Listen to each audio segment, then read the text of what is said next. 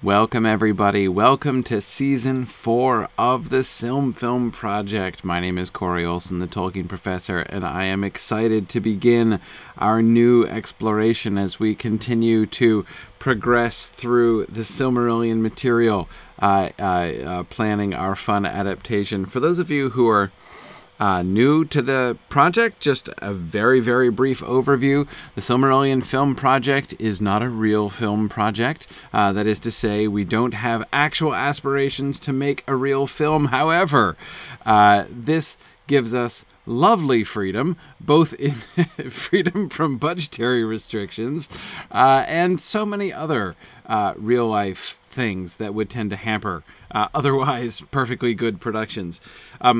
The point, of course, of the Silmarillion Film Project is to be thinking through the Silmarillion in interpretive and adaptive ways. I have found that thinking through the Silmarillion in this way, thinking about how we're going to take the Silmarillion and adapt it to a theoretical, long-form serial TV show.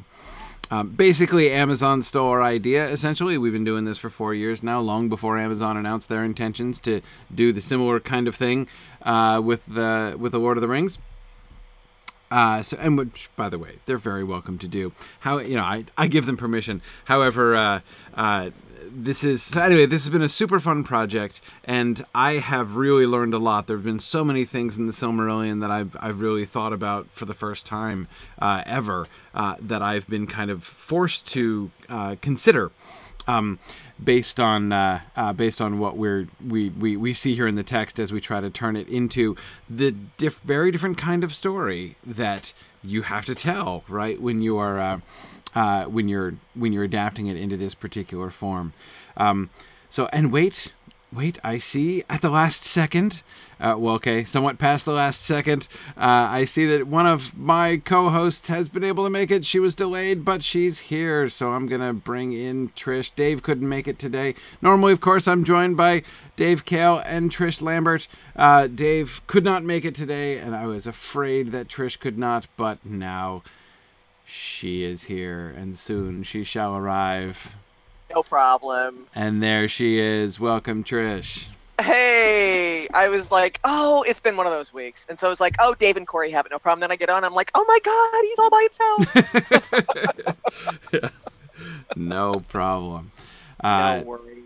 So are you excited for Season 4? Very excited for Season 4. Yeah. I am really, this is going to be great. It is. Today we are going to take up an active debate that I've been actively postponing for a while. Okay. You know, there the can comes home to roost. In other That's words. right. That's right. It's time to stop kicking that particular can. So, you know, we've done, I don't know what, like way back in Season 1 or something, we did a very vague projection, right, of like what we were going to cover in the different seasons. Right. And we've pretty much stuck to it so far. You know, we didn't at the time decide on like exact starting and stopping places, but we basically said, okay, you know, Season 1 is going to be the creation of the world and the story of the Valar, and Season 2 is going to be the awakening of the Elves up through the rebellion of the Noldor, and then Season 3 is going to be like the Fëanor show and the, you know, going to Middle-earth and all that, and establishing. I hear a butt stuff. Coming. I hear a butt. No, not quite yet. Not quite yet. And then we said, but this is, of course, we get to the critical junction here, right? Season 4, we said, is going to be like, you know, that wonderful, nay, exhilarating opportunity to do a screen adaptation of Beleriand and its realms, right? And then Season 5 was going to be Beren and Luthien, right? That was kind of the right. vague general projection. Well, as we've gotten closer and closer to Season 4, you know, as we were working our way last year through Season 3, we started hearing more and more grumbles of discontent and resistance to this plan. In particular, the sort of sentiment on the from many on the discussion boards, and in particular from our script outline writing team, has been that there's just way too much stuff there between the rising of the sun and the beginning of the Beren and Luthien story to try to squeeze all into one season. And I have been sort of quietly skeptical of that, thinking that we probably could do it. But anyway, so today is the day that we make some decisions about that. What is going to be the scope of season 4? Where are we going to start? Where are we going to stop? We don't necessarily have to do a full detailed outline today. We can come back and review that to sort of hash out the details there.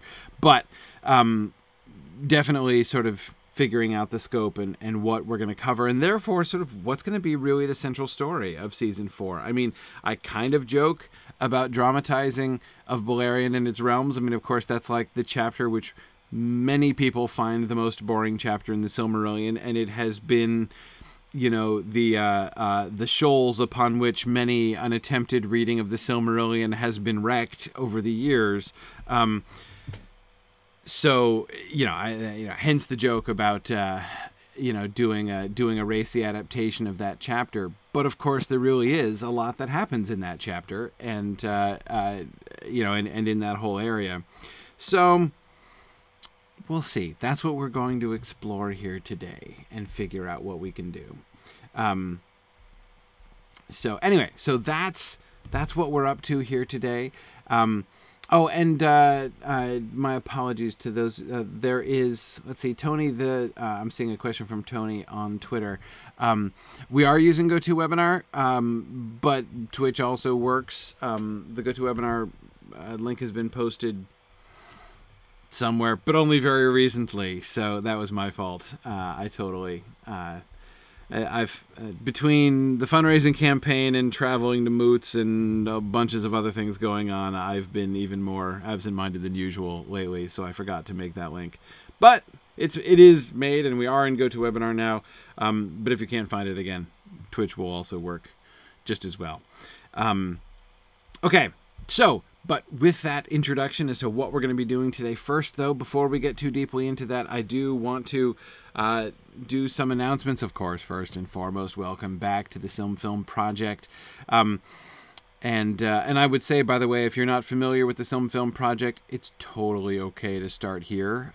There's a lot of material in the first 3 seasons, but you can jump in here without losing too much. We'll fill you in on stuff that you need, and then you can fill in the backstory there at your leisure. Yeah, you can read to catch up in about an afternoon. Right, exactly. Yeah, you can read to catch up with the book. Yeah, not too hard. Okay, so the few upcoming things coming up in some cases very soon, such as, for instance, tomorrow, October 13th, which is our 6th annual Signum Webathon. This is the culmination of our annual fundraising campaign, and it's going to be a really great time this year. I'm going to be doing several sort of traditional segments that I usually do, such as my State of the University address, where I'm going to be explaining what's up at Signum University, what are the plans for the coming year, especially, of course, we're very excitingly in the middle of our credentialing process. We received program approval from the Department of Education here in New Hampshire, which is a huge hurdle. And of course, that means the accreditation process is up next, and that's something we're already involved with. So I'll be explaining more details about that and what's going on. And also really exciting new things coming up, like some new regional moots we're going to be launching in the next 6 months, including some pretty exciting destinations, including some outside the United States destinations. So that's going to be super fun. I'm going to talk about our kids program. There's going to be a whole separate segment about the Mythgard Institute, because we are expanding and moving forward with the Mythgard Institute in some really fun ways, going beyond what we have done to this point yet. So Mythgard is going to be doing nothing's going to change. That is to say, like, all the programming that I do for Mythgard, I'm going to keep doing it. But there's going to be an opportunity to do more in addition, which I've never been able to do. So we'll talk about that. We'll talk about our graduate program. I'll do several special teaching sessions. I'm going to do a session on classic Doctor Who. So Trish, having done the new Who, right? And I did that, I did a session on that a couple years back. Oh, wow. I've recently decided I'm doing my completionist thing, right? I'm like, I can't take it anymore. I'm going back to season 1 of Doctor Who and watching it all the way through, all the episodes that exist. So I'm coming towards the end of season 7 in my watching through. So I'm at the first season of the 3rd Doctor right now. And I've been so fascinated to see sort of the origins of the Doctor Who mythos, And so anyway, so that's what I'm going to be primarily focusing on, like, how did we get there from here? And I was so surprised at what I found when I went back to season 1 in the classic Who that I'm really excited to kind of think that through and talk about that. And Kat Sass, of course, is going to be joining me, our sort of resident Signum Doctor Who specialist, and so she's going to be joining me for that conversation. We're also going to have another special teaching session in which you're going to get the opportunity to learn some Old Norse. So Paul Peterson, one of our Signum faculty, is going to be walking us through some translation. We're going to be looking at a passage of the manuscript of the Fafnismal, the story of the talking dragon in the Poetic Edda. And Paul's going to walk us through reading and translating the manuscript, so we're going to see sort of how Old Norse works. You're going to get a chance to, be one of the coal biters for an hour. The coal biters, of course, the sort of Old Norse translation club that C.S. Lewis and J.R.R. Tolkien founded. Tolkien was sort of the force behind it, and Lewis was really enthusiastic about it while they were there at Oxford. So we're gonna do some coal biting there for an hour, read some Old Norse together. I'm gonna do a teaching session on the Fall of Arthur. I've never done that before. I've never really gone through that poem and really kind of taught my way through it. So I'm gonna do that, like a little Mythgard Academy one-shot sort of on the Fall of Arthur. I'm gonna do, of course, I'm gonna end my day with a Lotro session, a little sort of mini Lotro marathon, where I'm gonna try to take Wiggin through Pelargir. So anyway, that's all these things gonna be happening, plus trivia competitions and lots of giveaways and the drawings from our fundraising campaign and all kinds of stuff. So it's gonna be a great day. It's gonna start at noon on Saturday and end much later than that, somewhere probably around midnight Eastern time, or until I collapse face forward onto my keyboard, whichever comes first. So that's going to be tomorrow, and it's going to be a lot of fun. So I hope you'll be able to join me for that. And all of these sessions that I'm describing are going to be up on YouTube after the fact. If you missed them, or if you're only hearing about this asynchronously and it's already happened, you can catch all those sessions on YouTube as well. The other two things that I wanted to announce more briefly are our two upcoming Moots. We have two more regional events going on here in the next few weeks. So we've got LA Moot coming up very soon on October 27th. If you're in Southern California, come join us. Come meet us in LA Moot. This is it's the location is right near LAX. It's not too far away.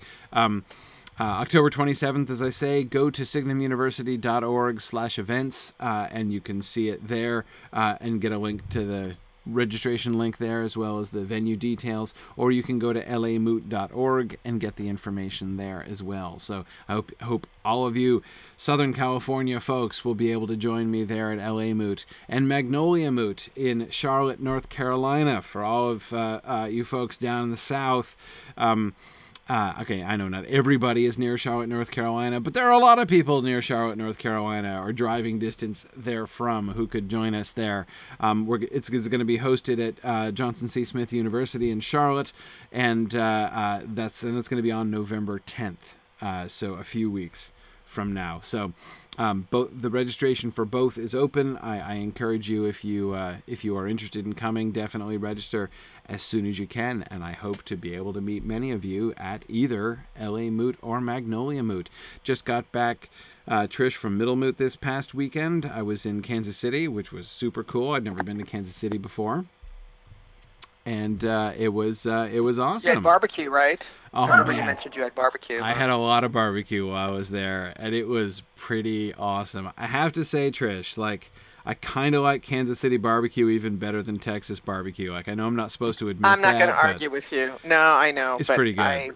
I think if Texans would drum me out of the state if I actually gave you my real opinion on Texas barbecue. But anyway, I think the Wonder Bread is what really kind of stopped it for me with the Texas barbecue. But anyway, Kansas barbecue is awesome. It really is. Yeah, Kansas City. It was so good. It was so good, and I had a great time. Awesome group out there. So Middle Moot was hosted in Kansas City by the Tolkien Society of Kansas City. Wonderful local fan chapter. Robbie Park is their president, and she was the primary coordinator of the event, and they did just an awesome job doing the conference, planning the conference. So we were on the campus of Park University in Kansas City, which is partially underground. Like, we literally had the moot in a cave. It was like, I didn't even know this until I drove in there, and we drove into this tunnel, and I'm like, oh, cool, a tunnel. Like, where are we going to come out? And the answer is we didn't. Like, we actually, like, that's where the moot was, underground in a cave. I was like, that is awesome. It was so cool. Well, see, Tony, it was a little bit dwarvish. I mean, they're definitely, like, the parking lot looked kind of dwarvish, but, you know, it was much more sort of Hobbit hole-like on the inside, you know? So, like, it's, you know, we were parking in this cave, and then we went inside, and there's, like, you know, scones and tea. So I'm like, okay, no, much more Hobbit hole-like. But yeah, no, it was great. Middle Moot was fantastic, and I hope people will be able to make it out to our other upcoming moots. Exactly. In a hole in the ground there was a conference. That's just what happened at Middle Moot, Tony. Exactly that. All right. I'm glad you went Hobbit hole, because I was thinking Troll Cave. Cave? No. It wasn't quite like that. You could scatter around bones and treasure. Right. We could go with that theme later on, you know, like we might think about that, you know, have some clothes hanging up that belong to victims and things like that. Right. You know, like it's especially if we move it a little bit later in October, right? You know, conceivably that could work even better. You could have a scavenger hunt for the swords. That's right. You know? Yeah. Yeah, absolutely. You know, just serve mutton for lunch, you know, just nothing but mutton. Yeah. Now, the talking purse might be hard to compare, but, you know. Yeah, it's true. But I'm sure we can probably arrange something. You know, as an activity, you know, have people find things and then lay curses on them, right? So, yeah, you know, I mean, it would be great. There you go. Yeah. Yeah. It's like traditional. Absolutely. Yeah. Anyway, all right. So let us get to the main event here. So start off with a brief overview. I mentioned briefly, but you know, Maria's written up a really nice sort of reminder for us here. Season 1, of course, the creation of the world. The Valar were the main characters, and the story is the corruption of Melkor and the meaning of might and leadership and collaboration. Yeah, a lot of focus there on Manwë and Melkor, and their very different concepts of what leadership means and all that, and especially the primary drama of season 1 is the fall of Melkor, and sort of the secondary theme there, again coming back to Manwë, is what do you do in response to that, right? So first, how does Melkor fall, and then where does that leave everybody else? And of course, we end the season with the War of the Powers and the Awakening of the Elves. We sort of tease the Awakening of the Elves there at the end of the last episode. And we have the culminating episode 13 of season 1, being the war to begin all wars, and the weeping of Manwë as he agrees, after great reluctance and resistance, to launch an attack on Melkor, because when he does that, it's over, and he's contributed to, the hopes for peace are gone. And anyway, I really loved the end of season 1. It's still one of my favorite parts. Our planning for that last episode was still one of my favorite parts of the whole film project so far. Exactly, Nick. What can Valar do against such reckless hate? Yeah, something like that. Exactly. So season 2, then, we began with the elves, and the overarching theme of season 2 was the elves finding their home. Like, where do the elves really belong? And this is why the frame story of season 2 was Arwen in Lothlorien, hanging out with Galadriel and Celeborn and doing some other things, and sort of thinking about the calling of elves to be in Middle-earth, right? Like, what is the role of the elves? What was their sort of purpose, right? What's their job? And, where should the elves be? Do the elves belong here in Middle-earth? Should they be staying here in Middle-earth, or should they be going back to Valinor? So, of course, the summoning of the elves to Valinor and their long crossing of Middle-earth, and then, of course, what happens when they get back over to Valinor, was the primary plot there of season 2. Yeah, with that elvish migration in the first half, and then principally the unrest of the Noldor in the second half of the season. And yeah, the Valar, though we focused on them exclusively in season 1, they do sort of take a back seat in season 2, though they're still around, and we occasionally come back to them and counsel or interact with them, with the elves.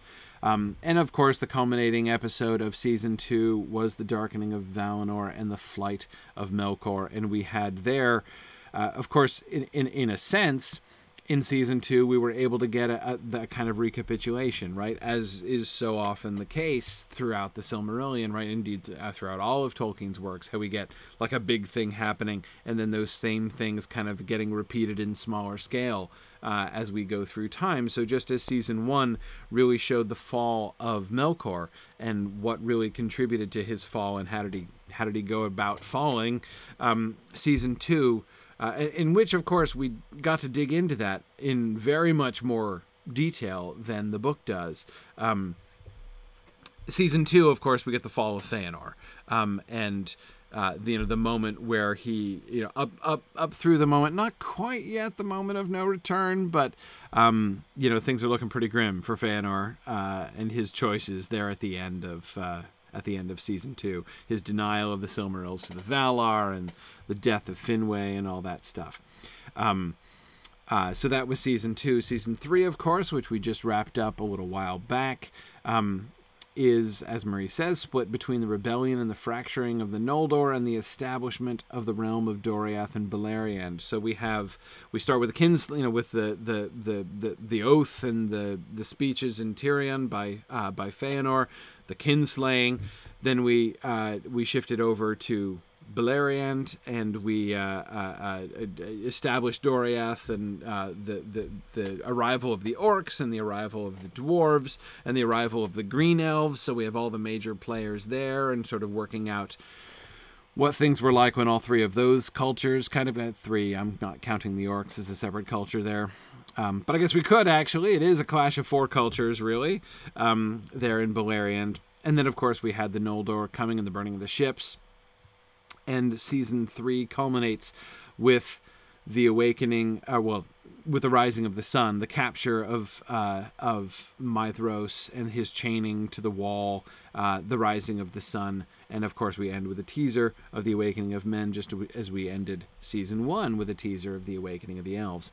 So that's the shape of the project so far. One thing I would note, because it's going to be important before too long, we did make some choices in season 3 where we messed with the chronology some, because there were a lot of sort of big gaps and things didn't kind of work out easily. So we made some choices which I still think are fine. I'm still comfortable with them, to kind of fiddle around with the book chronology in order to help our story sort of proceed in a fashion that's a little easier for people to follow and get behind. There is a chance we might be having to do something similar here in season 4, I think, but we'll talk about that in a little bit. So, season 4.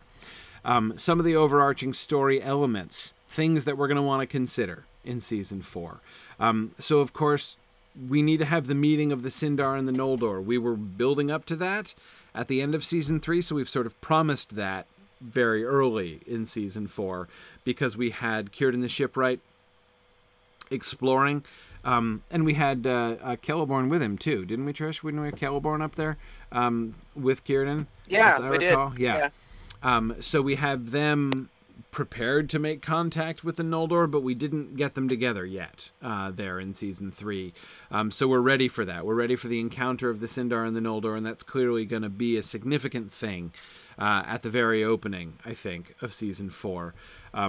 And of course, their, as Marie says here, their meeting will initially be peaceable, but as time goes on, the Sindar will discover the truths the Noldor are concealing about how and why they left Valinor. Thingol will ban Quenya and shiny jewels. So that's one of the dramas, right, of this season, is not only how are they going to get along and how are they going to establish their realms, and how are the great and mighty among the Noldor going to interact both personally and politically with Thingol, who had kind of established himself here in Beleriand, right? But of course, then there's the whole business about the kinslaying and how the kinslaying eventually, they don't tell him about it at first. Even his own close kin among the Noldor, that is the children of Finarfin, hide it from him initially, and then he discovers it. So that's obviously one story that we need to be dealing with clearly in season 4. The awakening of men, right? Okay, so we need to bring men into Beleriand and meet the elves, and establish them as the allies of the elves, and sort of the different houses of men.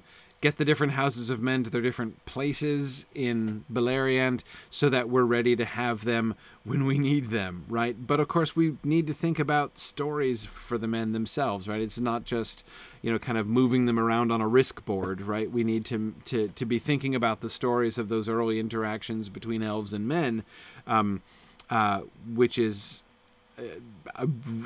we've never had this before. So just as we had sort of the Valar and the elves encountering each other and kind of trying to understand each other and kind of failing to some extent, actually, so we're going to have the elves and men with some different dynamics among them, but something clearly that is something that we're going to need to be thinking about.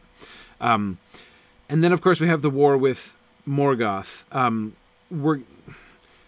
There are lots of individual things that happen here. This is, I think, in some ways going to be a slightly challenging thread to develop, and something we're going to need to be thinking about a lot, because there are several isolated incidents in the conflict with Morgoth, but none of the really major events. There's going to be a couple attacks which will be fought off successfully by the elves, and there's the development of dragons, right? And that incident when young Glaurung sort of escapes and runs wild and is chased back into Angband by Fingon and the horse archers of the Noldor.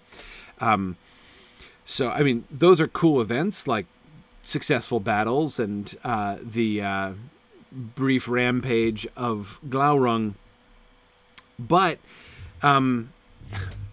unlike the other sort of major campaigns of Morgoth, we're going to have to think about sort of a thread there, right? There's a risk, I think, of our focusing on other stories, right? Like the relationship between the Sindar and the Noldor, the relationship between the elves and the men, and then it's like, and now we interrupt this story to have a random battle, and now there's a battle, and then, okay, now we're done with battles, and it's back to siege. Sieges are not exciting, right? And especially sieges that last for centuries. So we definitely need to be thinking about how we offer this, how we integrate this with the other stories. My gut feeling right now is that we're going to end up using a bunch of these incidents, the Morgoth-related incidents, as kind of punctuation for them to kind of bring particular things to a crisis in our other stories, right? As we're developing the relationships among these different people and these different groups, there will be these moments where they're going to have to band together, where they're going to have to coordinate. They can be events that can kind of push things along or can, as I say, push conflict to a crisis. That seems to me the likeliest fate of the Morgoth attacks that are kind of sprinkled throughout this section of the history of Beleriand. The challenge, though, is that we've been working pretty hard in the last couple seasons to have a pretty consistent storyline developing among the bad guys, right? With Morgoth and his sort of slow degeneration, with Sauron especially as our kind of clandestine hero of the entire film project, right? The one character whose story arc goes from season 1 all the way through season 20 or wherever we end, right? Is going to be Sauron. It really is, from the fall of Sauron in season 1 to the fall of Sauron in season 20 or whatever, that's going to be our story, right? So we don't want to lose touch with Sauron in all this. What's he up to? How do we do when the bad guys are basically being besieged for the majority of this stuff? What do we do with them, right?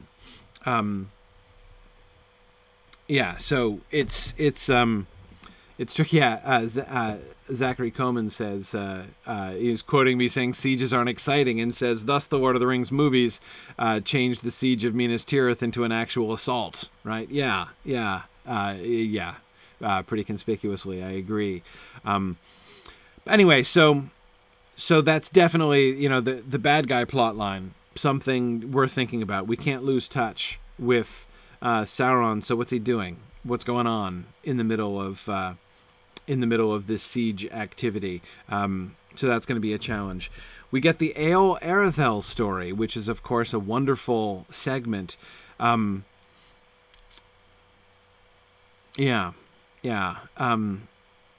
something we definitely need to do full justice to, I think. Because, of course, we get the character of Maeglin introduced there as well, which is not just functionally important for the betrayal later on. But Maeglin's story is a really compelling one, I think. And that whole element. And, Trish, I know you're a huge fan of Arethel, so, we definitely want to do that story. Oh, yeah, really well. The restless elf. Yes, yeah. I identify with her. And I was actually thinking about this. I mean, the next bullet is actual love stories. I was rereading the story the other day of Eol and Arethel for my thesis. Little personal marketing there. Yeah. And she actually, we think he did lure her in, but she stayed of her own volition. So, I mean, there is sort of a, not love in the way we think of it in terms of true love, but she stayed for a long time and actually liked it for a long time. So, or at least it's not said that she was really unhappy, right? Right, exactly. She was so bored. It was. I mean, I got it was like I was thinking she was so bored. It was like something new, and he was charming, and why not? And they did all this stuff together. You know what I mean? So that could be really interesting to sort of do something with in this season. Anyway, obviously it's one of my favorite stories. Yeah, I agree. I haven't even really decided. I mean, I'm not sure what we're going to do with it, but I know it's going to be fun to think about because there's so many different ways we can push it, right? I mean, we could tell it just as a story of abuse. That's a way that we could do it, you know, or we could try to make it more complicated. Because I do think, I agree with you, Trish, it is more complicated. The narrator is deliciously indirect. Right. Indirect. And how he talks about this, like, it is not said that she was wholly unhappy, you know. Right. Like, exactly. It's like, okay, so what does that mean exactly? You know. I tend to think it's one of those ones where, you know, as long as she was like aligned with him, everything was hunky dory, and then when she sort of gets a little restless and not quite so happy, then his authoritarianism comes through. You know, it's that kind of story. Yeah, I mean, and the beginning of it is unquestionably creepy and. Definitely. I mean, I likened it to Hansel and Gretel, kind of. Yeah, you know, I mean, it's sort of like that, except like sexual. Anyway, it's weird. Yeah. Like, and of course, I can't help but think also of the paper that that Kate Neville gave that I heard at a conference a year and a half ago. Where she was making the argument, which she made really compellingly, that the Eowyn and Eredhil story is like the mirror reverse of the Beren and Luthien story. You know, it's like Beren and Luthien gone horribly, like reversed and gone horribly wrong. And that's really cool. You know, I think that's, I think she's dead right about that. So anyway. The other thing is, I mean, you look at the other, you know, the actual love stories in the next bullet down. This is the only really dark coupling that we kind of have in Tolkien that I can think of. You know, there's not lots of tragedy, but yes, darker than almost anything else, and so therefore, certainly a really kind of fascinating story that would be fun to dwell on in some ways and sort of see how we can take that and where we can go with it. So that one's cool. And then, of course, as you say in the next bullet point there, we need to establish Galadriel and Celeborn, the tragic story of Aegnor and Andreth. This, of course, is not in the published Silmarillion. This is drawn from the later writings that he did. In particular, of course, the debate between Finrod and Andreth. Andreth being a mortal woman who is a wise woman and a friend of the elves, very highly respected among both humans and elves, but tragically requitedly in love with Aegnor. So like Aegnor loves her back, but they can't marry, and like, you know, so he refuses to marry her, and she's still kind of bitter about that. And then, of course, Aegnor dies in the Dagor Bragollach. Yeah, that's another big story. Yeah. And of course, this is a really interesting one too, because it's the only real example that we get of elf man human woman romance, right? It almost always this is like the story of the. You know, sometimes people say, well, like, you know, all men marry up in Tolkien, except for, like, you know, that this is a counterexample to that trend, but actually, like, it's not a counterexample. Like, he refuses to marry down, you know, like he won't marry her. Again, not because he won't have her, but because, you know, it's not that he's spurning her. It's much more tragical than that. Anyway, so yeah, I love that story. I love the character of Andreth. I'm really looking forward to telling that tragic love story. We do get Orodreth and his marriage to some Sindar woman. I'm not sure if I'm not sure how much time we'll have for that one. That one is certainly the least developed. And of course, we have Galadriel and Celeborn, which, to be perfectly honest, I'm afraid is going to be boring if we do that one. Like, I was just gonna say that of all the ones we have listed here, that's like yawn. I know, like Galadriel and Celeborn, or like, or honestly, Now we could have Celeborn be a bad boy. Well, and she's see, attracted to bad boys. I gotta tell you, it is so tempting to do any number. Like I'm tempted to misbehave in so many ways in doing the Galadriel and Celeborn love story. His head is exploding. Oh man, there's so many possibilities, of which doing it in like a normal and stately way seems the most boring of all. You know, just have him like Celeborn is the prince among the Sindar, and Galadriel is the great among the Noldor, and then meeting and being like, let us ally ourselves. And she placed her hand in his hand. Yes, exactly. They plighted their trust. There are so many, there's so many possibilities. I can't even. So I don't know. I'm not sure where we're gonna go with Galadriel and Celeborn there. Actually, Marie's reaction makes me think we would definitely roil up the fan base if we messed with So like I can't decide which would be funnier. To have him be like completely subservient from the very beginning. Oh my god. Or to have to like reverse it in some way so that because I mean like the thing about Galadriel and Celeborn's relationship is that it's almost impossible to have it really be an equitable relationship. I mean, it's not equitable in the Lord of the Rings. Oh, there you go. Go Princess Bride, as you wish. Yeah. See, I mean, we'll get into this later, but I would really like to have Celeborn have more of a spine. I would like us to represent him like, you may get a wrong idea of him when you see him in the book or in the movies, but in reality, he's actually got he does actually have a voice, and they actually do have a real relationship. But anyway, but sort of what it is. I mean, and honestly, like this is something. I mean, I'm joking about this, but this is something that Tolkien himself struggled with. I mean, this is one of the reasons why I think it's not the only reason, but it's one of the reasons why. The story of Galadriel and Celeborn went through so many bizarre evolutions, later on in Tolkien's life as he's trying to reconcile it with the Silmarillion tradition.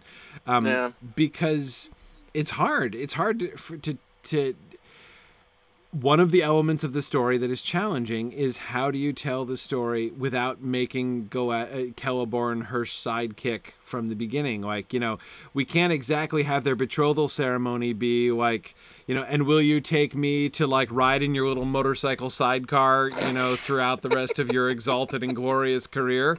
Like, I mean, it's tough. And I'm really looking forward to when we talk about this in greater detail. Marie does make a good point. We've seen this character since Cuivanen, so he should have agency in the story, and I agree with that. With that. And Phil makes a good point. It's like, he's so wise he doesn't worry about people underestimating him, although how you show that on screen is... That's it, yeah, like, exactly. The character who is, like, kind of inferior, but he's so wise that he's down with that is still hard to get behind, on screen. Well, so everybody keep this in the back of your minds and mull it over. When we get to this episode, we'll have lots of fun with it. Oh, wait, Zachary Coleman is completely right. He says we should do a love triangle because it worked so well in the Hobbit movies. Oh, yeah. Well, actually, it made me think, should we show that she already has an affinity for dwarves? No, we shouldn't.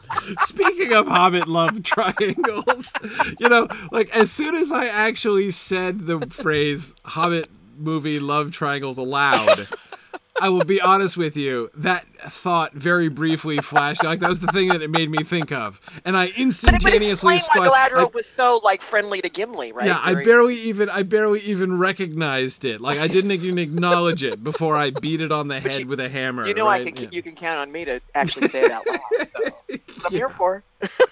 Yeah. Though I mean, in seriousness.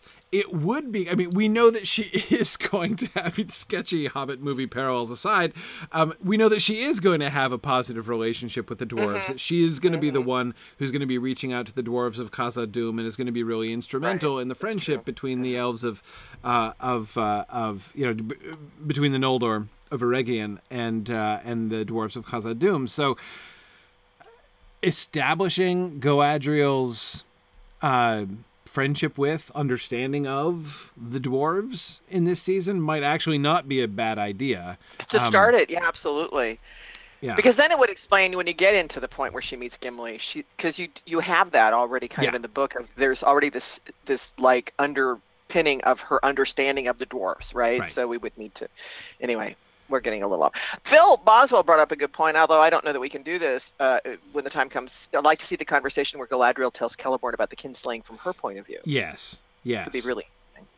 Yeah. Yeah, that would be really, especially if since the primary drama is going to be between Finarfin's sons and Thingol, right? Yeah. I'm sorry. Karita says she has a large poster with an attractive bearded person in her room. And Marie makes a good point. Galadriel can write him off when they first meet, like, he has nothing to say. He's just a poofy old elf. Right. And gradually come to appreciate him over time. Yeah. Right. We just have to figure out what she appreciates him for. Oh, you're so bad. I'm sorry. It's just hard. It's just hard. Poor Celeborn, right? I mean, like... You have to give up. I know this is years and years and years of your attitude about Celeborn, but you got to give it up. You got to, start fresh. It's true. It's true. This is our chance to redeem him. Redeem him. Exactly. Him. Redeem Celeborn. We'll make that a bumper sticker. Redeem Celeborn. Yeah. It's true. Though, I mean, again, this is really, it's one of the fun challenges, right? I mean, it's, as we're undertaking in several ways, one of the things which is sort of, quietly this sort of extremely daring work that we're doing, right, is we're not only undertaking to sort of flesh out some stories that Tolkien didn't flesh out himself, we're actually undertaking to solve some problems that Tolkien himself never successfully solved. Of course, the problem of the origin of orcs is one of those things that we've already been wrestling with. And so, in order to tell a coherent story ourselves, we have to do the work that essentially prevented the publication in Tolkien's life, which was how to go back from where he was standing, in the late 60s and early 70s, with all of the Lord of the Rings done and all this other further development of the mythology that led to, and going back to all the early material and fitting it out, making a one cohesive story out of the whole lot.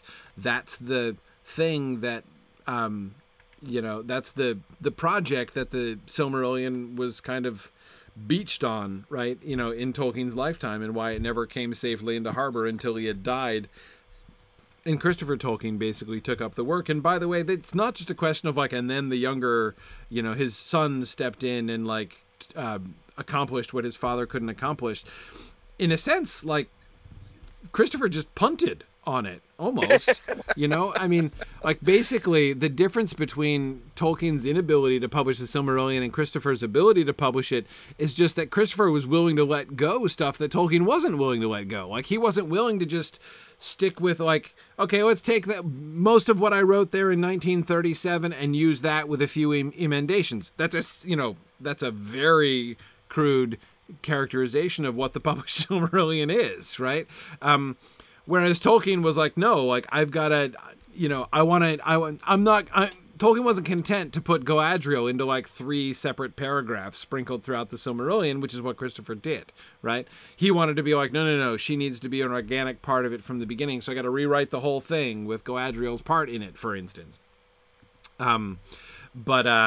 Anyway, yeah, so we're doing it. We're doing it. We're trying to do what Tolkien wanted to do but never did. So that's not that, of course, that we're claiming that we're doing exactly what Tolkien would have done.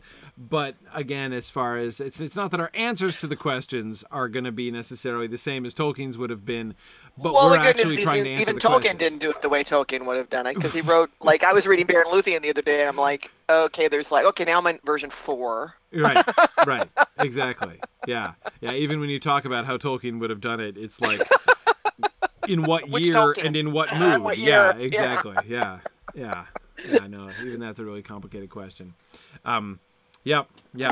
Okay, so I agree. Lots to talk about there. Oh, and I missed. I didn't mention before Marie's comment, which I think is right, Marie. I think we can do it in this sense, to have the marriage of Orodreth be kind of a part of the Noldor Sindar interaction story, right? To have them be kind of the representatives of the that's a good like idea. the initial league between them. I think that certainly is would be sort of lovely symbolism. And of course, we have new characters. We need to introduce the awesome Gondolin boys, Glorfindel and Ecthelion. Yay, Glorfindel! God, I got two of my favorite characters in this season. I know. Awesome. Yeah. Arthel and Glorfindel. I mean, there you go. Yeah. And of course, the character of Orodreth, whom we've kind of held off on to this point, including Marie. Didn't we hold off on deciding whose child Orodreth is as well? You know, he's one of those characters whose genealogy Tolkien changed at various points. Am I right in remembering that we punted that question too? Yes, we did. Okay, so we need to decide who even Orodreth is, right? So that's certainly something that we'll get to do, and that'll be fun. So yeah, we've Tony got. asked a good question. Do we want to hint at the origin of hobbits as an offshoot at any point? Probably not. We're not really. We're still Noldorin here, aren't we? Pretty much. Yeah, I don't think we're there yet. I think that if we did it, I'd want to do it in the Second Age, especially since, like, what's happening in Middle Earth in the Second Age is like among men is not that much. So I'd want to put it there if we put it anywhere. Though I have to admit, Tony, I have no idea what to say about that. It's a big question.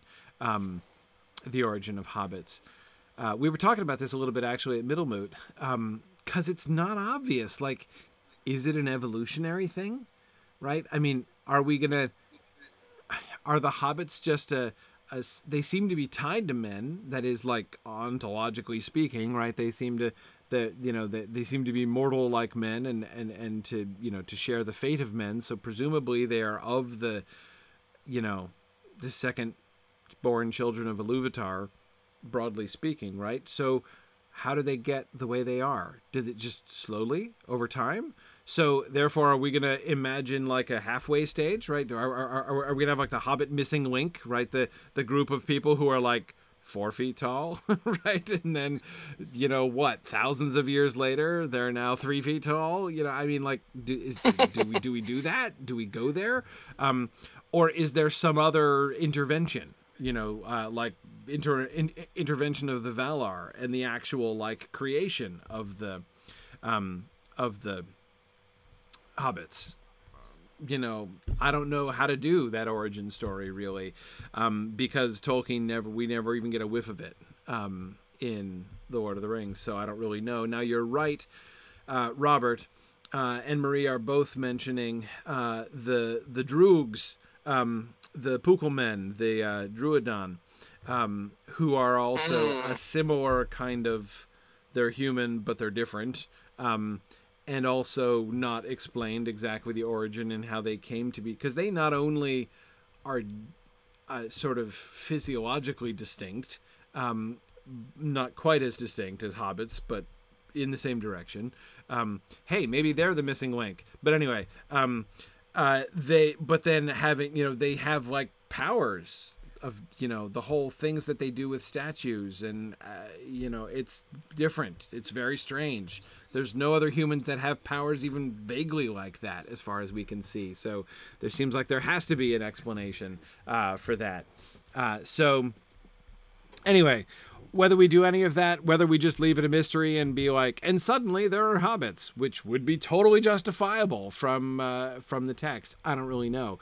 But anyway, those are. But I think that the hobbits, at least, I'm content to leave until the Second Age.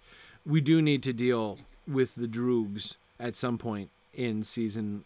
Not in a particular season. I'm not going to tie it down to a particular season, but sometime in the First Age, we do need to introduce the Droogs, because we know that they're around here in Beleriand. So yeah, we'll kick the Hobbit can way down the road, but we will need to think about the Druidon. And so some of those questions are going to be relevant there too. Where did they come from? Why are they different? And all that kind of thing. But anyway, I'm not going to worry about that for season 4, because I do not think that is a season 4 question. Or unless it is. Never mind. Not going to worry about it right now. The petty dwarves, meme. So we need to do meme in the petty dwarves. This is something that we were talking about last season and setting up, but we didn't really get there, and we decided to save that for this period, of course, especially focused on the discovery of what's it called? Nargothrond, right? So... Yeah. And obviously we need to set up meme and the petty dwarves before Turin meets them. So, yeah. Okay, so yep, that needs to happen. We need to, of course, bring men in. We need to reintroduce Eol, right? He's a new character. All the men, of course, all the humans are new characters that we're going to be bringing in. And yes, Eol is reintroduced because he was a character way back in episode 3 of season 1. That is the great debate at Cuiviénen about whether or not to go with the Valar or not. And of course, Eol was one of the, we made him an Avari, right? We made him one of the unwilling from the beginning, and he's going to have wandered out here. So he's separate. What did I say? Season 2. Did I say 1? Sorry. Season 2. Episode 3 of season 2. Yeah. So we had decided that he was going to be one of the Avari. And he was really one of the spokespeople for the Avari in that debate. But it's been a while now. It's been 2 seasons since we've seen him. And we flirted with Eol in season 3, trying to decide whether we wanted him and Thingol and the Nan Elmoth situation to come into season 3. Ultimately, we decided to postpone that to season 4, and I'm really glad that we did. I now am very enthusiastic about that particular postponement, because I think introducing Eol as a setup for starting the story with Arathel seems like just better to keep that compressed, I think, into one spot. So I'm much happier with that. All right, so those are some of the big things that need to be covered in season 4.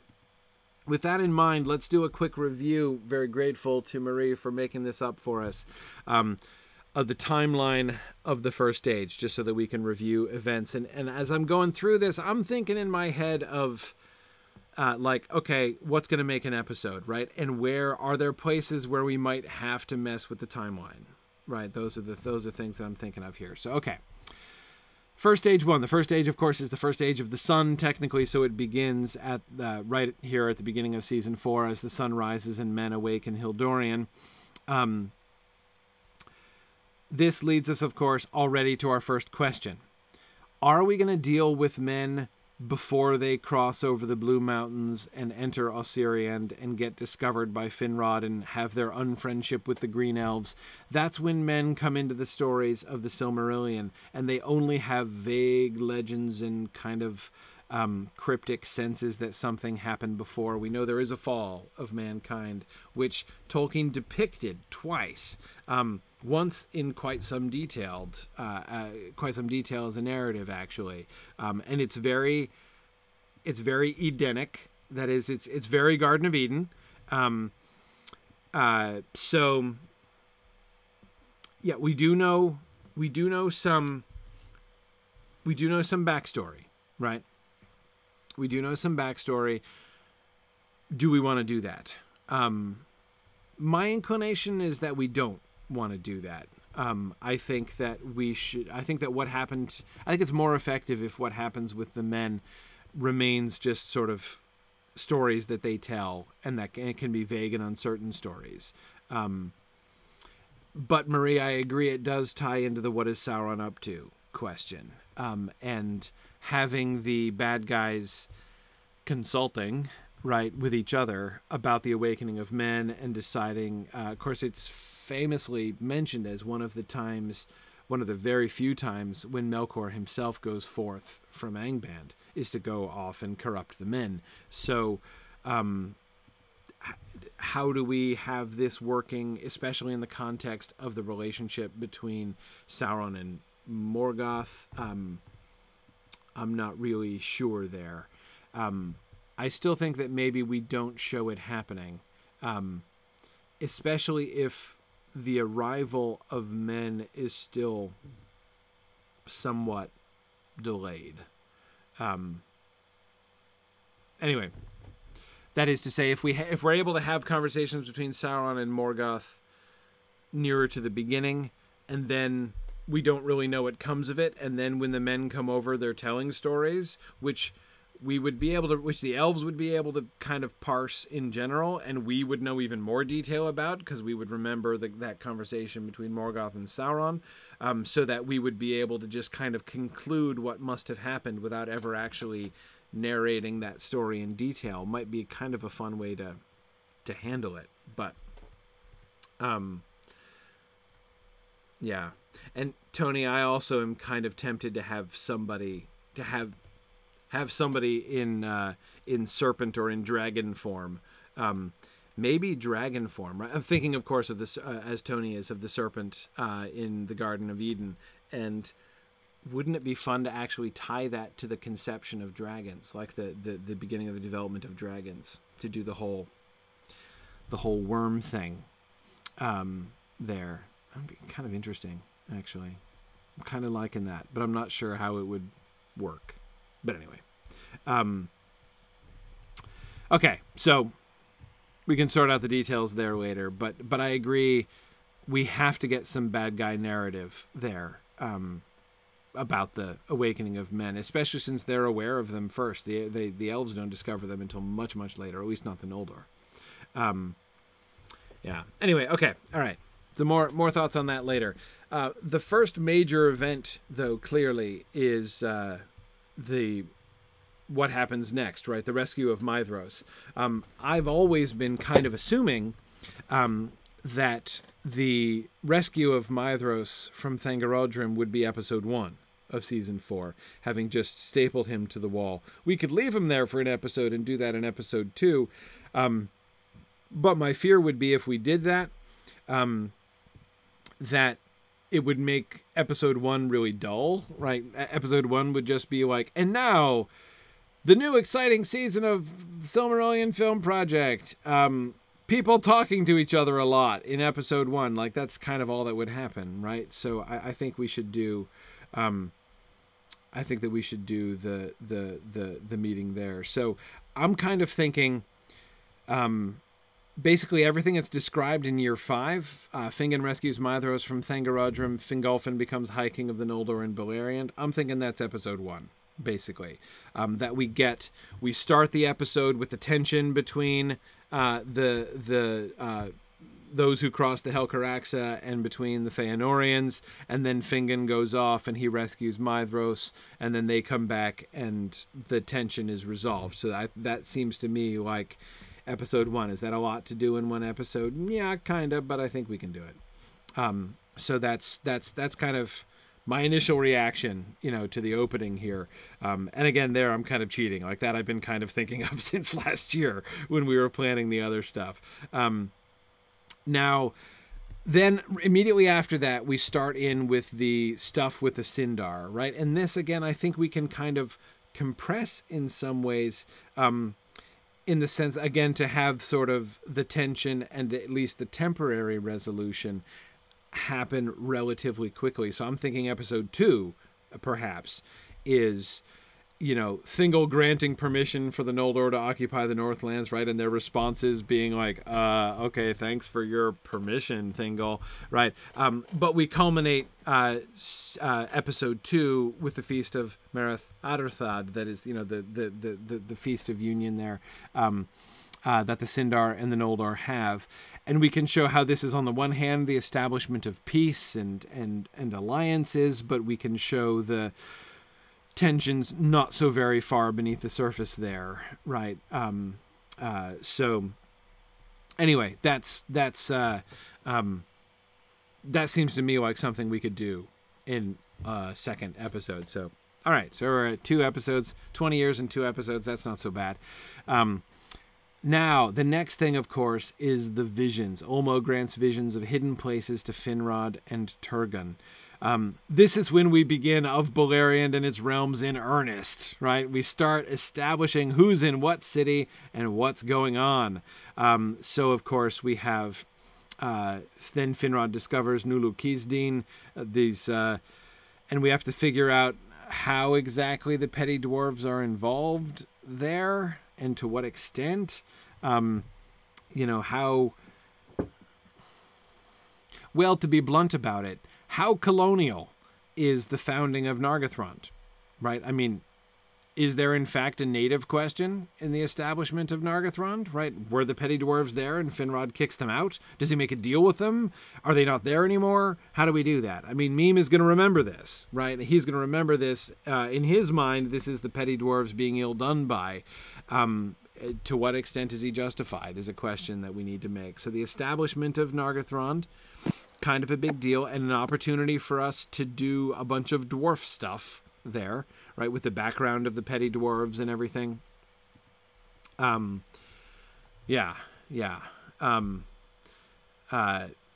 Exactly, Marie.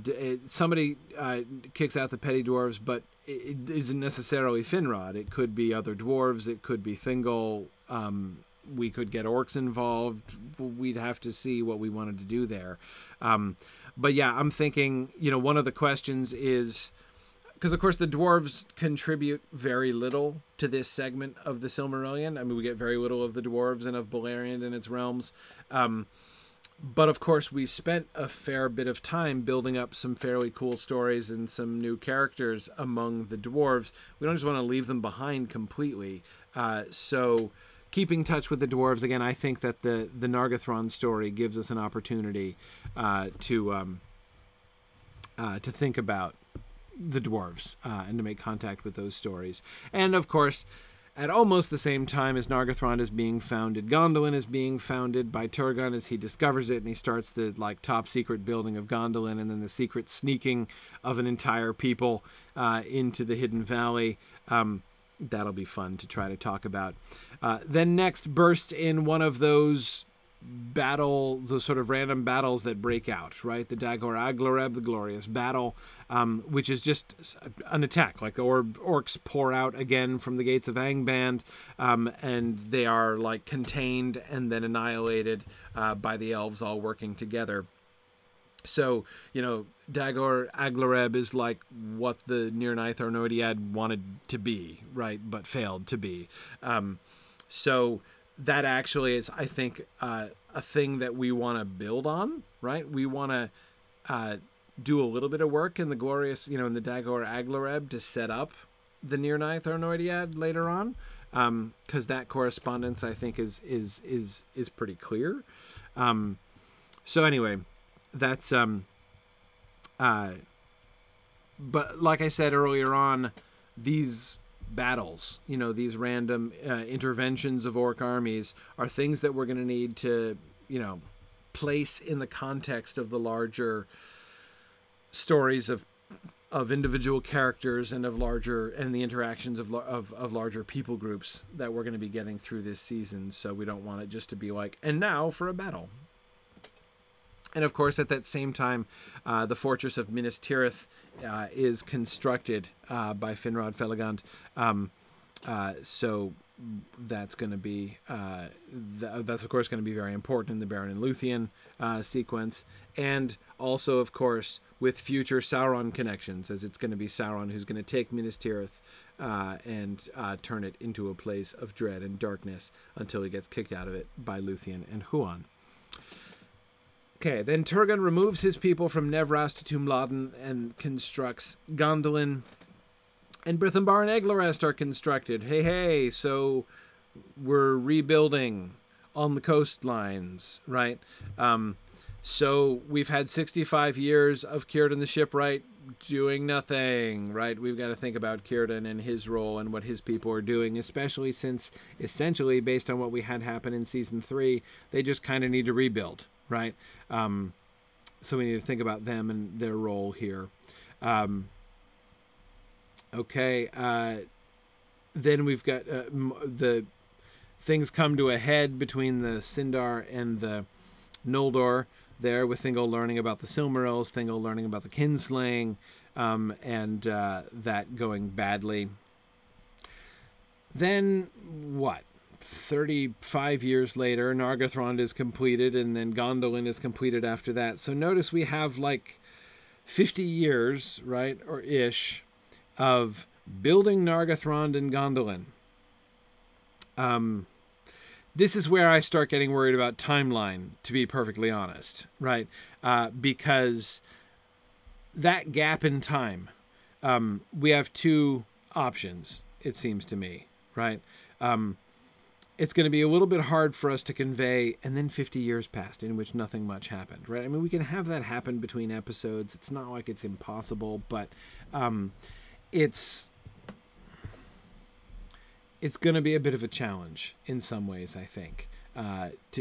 We can overtly jump forward, but it's going to be hard. I mean, Marie, I know one of the objections that you've raised in the past is we don't want to make Arthel look like she gets bored the minute the Gondolin is finished, right? We make her look merely fickle if we do not convey the passage of time that she has been with the rest of the Gondolindrim essentially locked into Tumladen, right? So we need to convey the passage of time there in Gondolin, and yet, famously, nothing is happening in Gondolin pretty much the whole time. So that's where things get a little bit tricky. I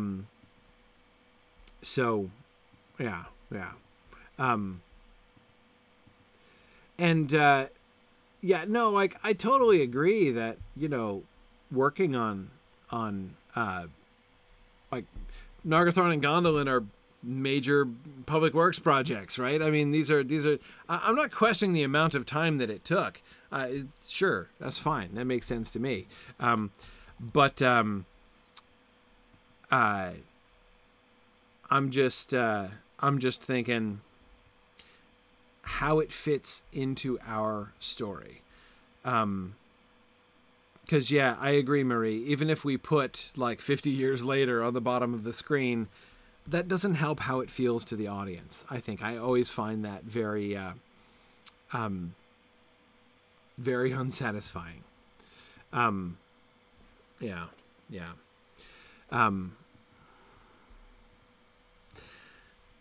we could invent some events, Nick, like, the politicking amongst the Noldorin lords, as you suggest.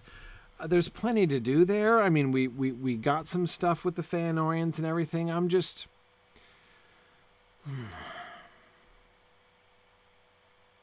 I don't want to invent, like Game of Thrones style political intrigue for the sake of political intrigue. Like, I don't want political intrigue to be the plot, to be the theme, I'm not anti, politicking in general. I mean, that's in one sense, right? Just another way of characterizing the interactions among these characters, right? And the differences among these different people whom we've been trying to flesh out and develop. Especially, we did a lot of work with the Feanorians last year, and with the children of, at least some of the children of Finarfin and Fingolfin, to try to sort of understand and establish different characters and personalities for them and everything. So just sort of showing them acting with and against each other is just another way, in one sense, is just another way of sort of continuing to extend that work. But at the end of the day, I don't know. I don't find it in itself a compelling end, right? Like, okay, so, like a compelling goal for the season, right? So, like, there are personal disagreements among the Noldor. It's like, well, okay, whatever.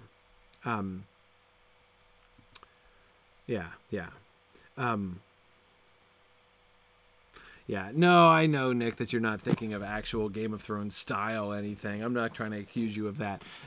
I'm not thinking of any of the other elements of Game of Thrones that people might object to, but simply the fact that it is a story which is intensely interested in politics. Like, at the end of the day, big chunks of it's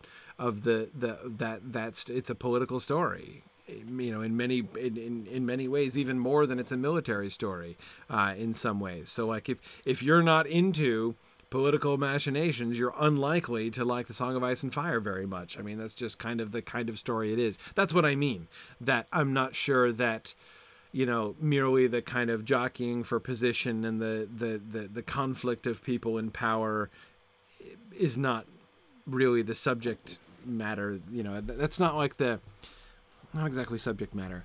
I'm not sure that that's like the palette I want to be painting with, if you see what I mean. But the part of storytelling is conflict, right? I mean, Right. sort of the classic pattern.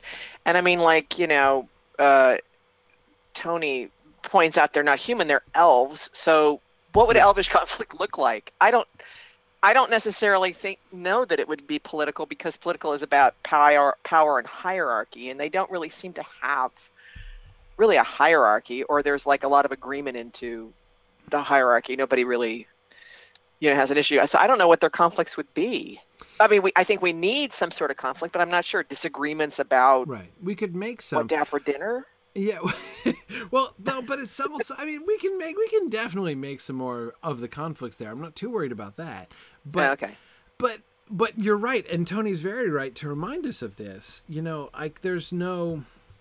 The thing about elvish politics is that like everybody's playing the long game, right? It's not. You'll notice how few elven coups there are, like 2, right? One. Yeah. One temporarily successful and one not successful. So like there are those kinds of machinations, but they don't happen all that often. Do we have? Is it in this season that we'll have Thingol outlying Noldorin? Yeah. So that's what happens with that in terms of people's reactions and elves' reactions, and that. Yeah, and I am inclined to agree with Marie here that we want to focus less on infighting and more on the culture clash. Right. Between I agree. the Sindar and the I do Noldor. agree. And of course we have that sort of qualified by the individual personalities involved on both sides. Right. So we have the opportunity, just as of course is in fact happens in the book, right? Like with Caranthir being a jerk all over the place. Right. Right. Yeah. And we can see Thingol being jerk. His jerkiness can come to the fore in this season. Yeah. So no, I mean, we will definitely do. The sort of struggle between the not struggle, but conflict between the Noldor and the Sindar is in some ways, of course, a political struggle. But again, keep in mind, just as a sort of a glimpse, I think, of what Tony is talking about. Remember what the Noldor do in the book when Thingol forbids the use of Quenya anywhere. Like, I'm going to forbid your language, right? And what do? Nothing. Right? Like, they just take that. They're like, well, okay, let's, we're kind of to blame for the kinslaying, it's kind of a fair cop, and let's not make waves, so, there's what looks like what could be taken easily from Thingol as a kind of throwdown, right, with the Noldor, and the Noldor just kind of back away from it, right, and don't make waves. Again, long game, right? They're not bothered so much, by a lot of these things like humans are. But anyway, now I agree, Marie, we can definitely complicate that. As Marie says, I can't imagine the Feanorians comply with that entirely. No, I agree. And, and so we can sort of show a more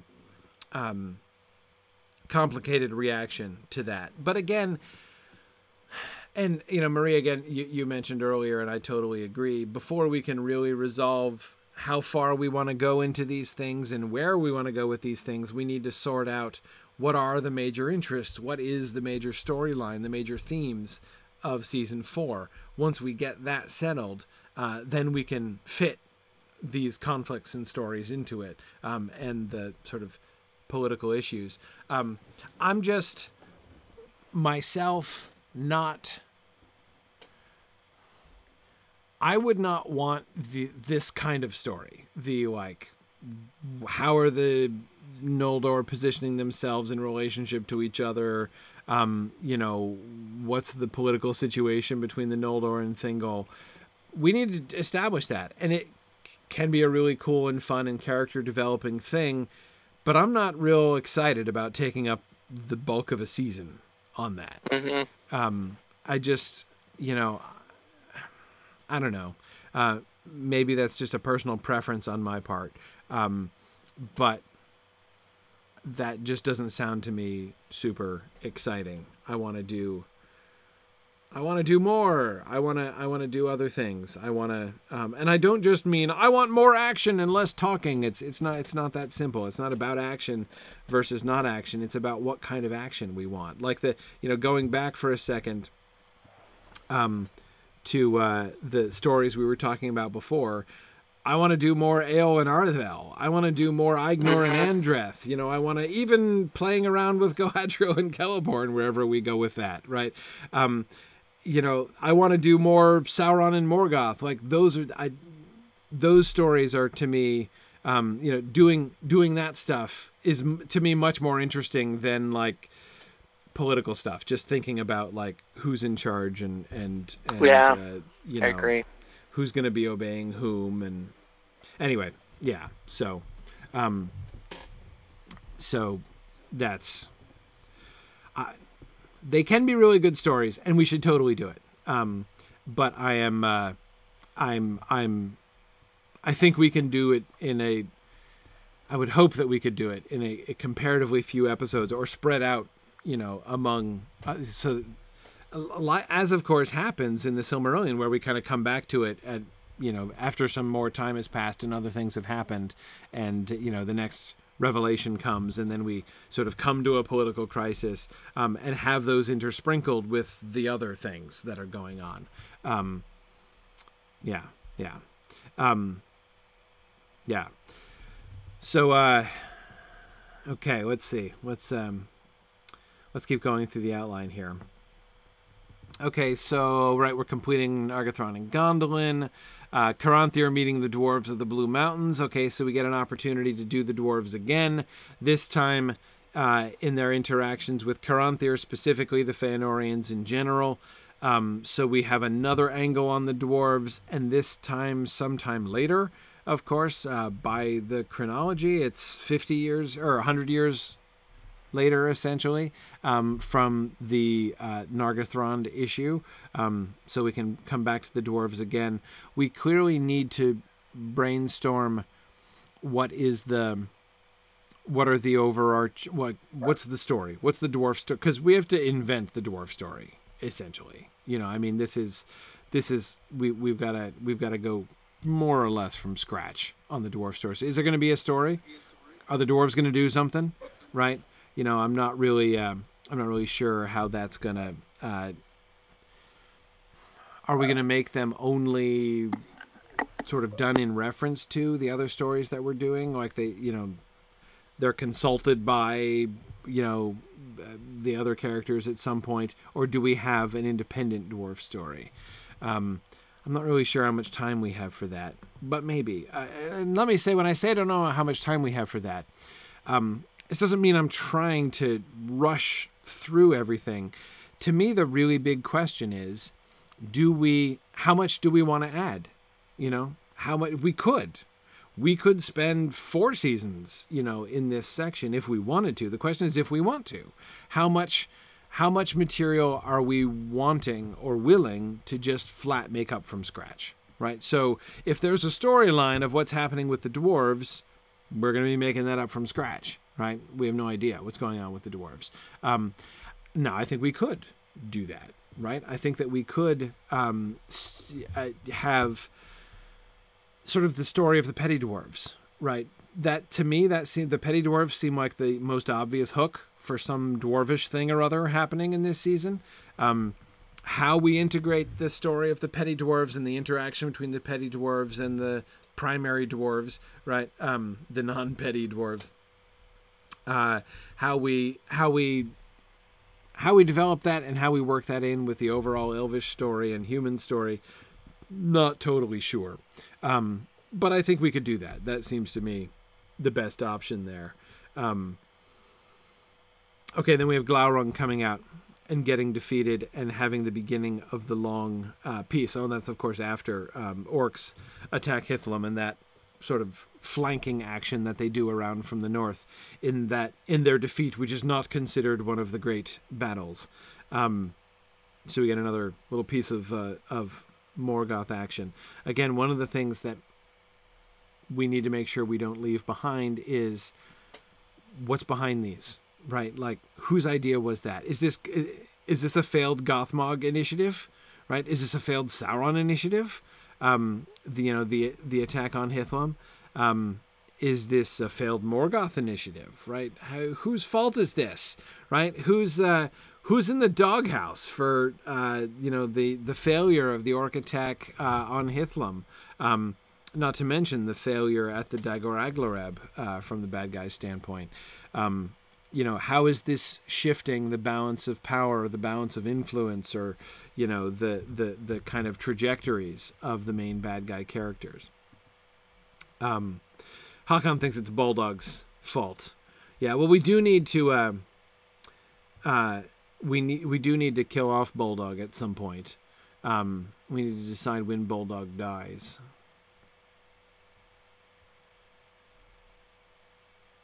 I'm not sure when Bulldog dies. Hey, did I suggest this before? I'm thinking of this now like I'm thinking of it for the first time, but I'm having one of those moments where I can't remember if I've actually thought of this before. We could have Bulldog killed by Hurin in the Fens of Serek. Bulldog could be leading the charge against the men of Hithlum, the men of Dorloman, as they are doing the rear guard action. Yeah, or by Turin, Tony. We could use Turin to kill Bulldog, which would establish his street cred a little bit more, right? Turin is a little bit late, I agree, Marie. I'd kill Bulldog off during the and I know that Phil, in the Lay of Lathian, it talks about Bulldog's death, but Bulldog's death happens off screen in that, right? Like, I want to feature it if we're going to have Bulldog as a character here. I'd put it in the Baron and Luthien story, but I'm not sure where, because if we have him, I feel like he has to either die. If he dies during the Baron and Luthien story, it would either have to be somewhere around either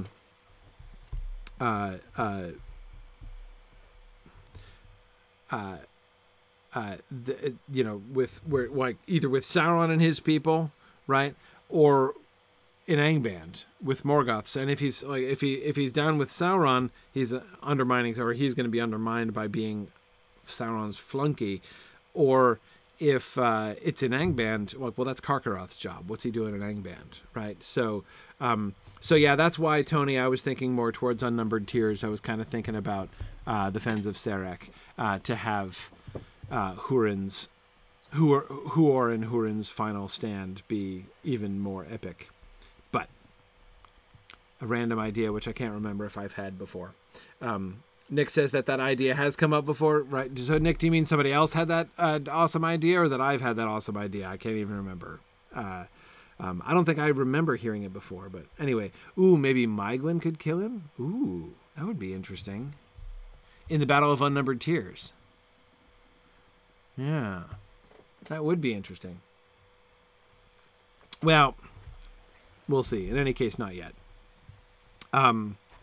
Okay. But wait, there's more. There's still another 2 centuries.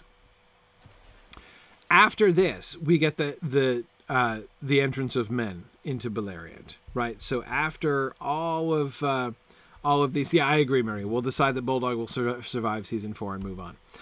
So after all this stuff, right, the establishment of the kingdoms and the tension between the Sindar and the Noldor, and maybe some kind of dwarf story, and 2 attacks by Morgoth, then we get men coming in. They enter Beleriand and are discovered by Finrod. And then of course we get the Haladin coming, and the people of Marech coming a little bit after that. So we get the 3 different kindreds of men coming into Beleriand. This is then when Arethel leaves Gondolin and weds Eöl. So the Arethel and Eöl story is after all this. We get the birth of Maegwyn.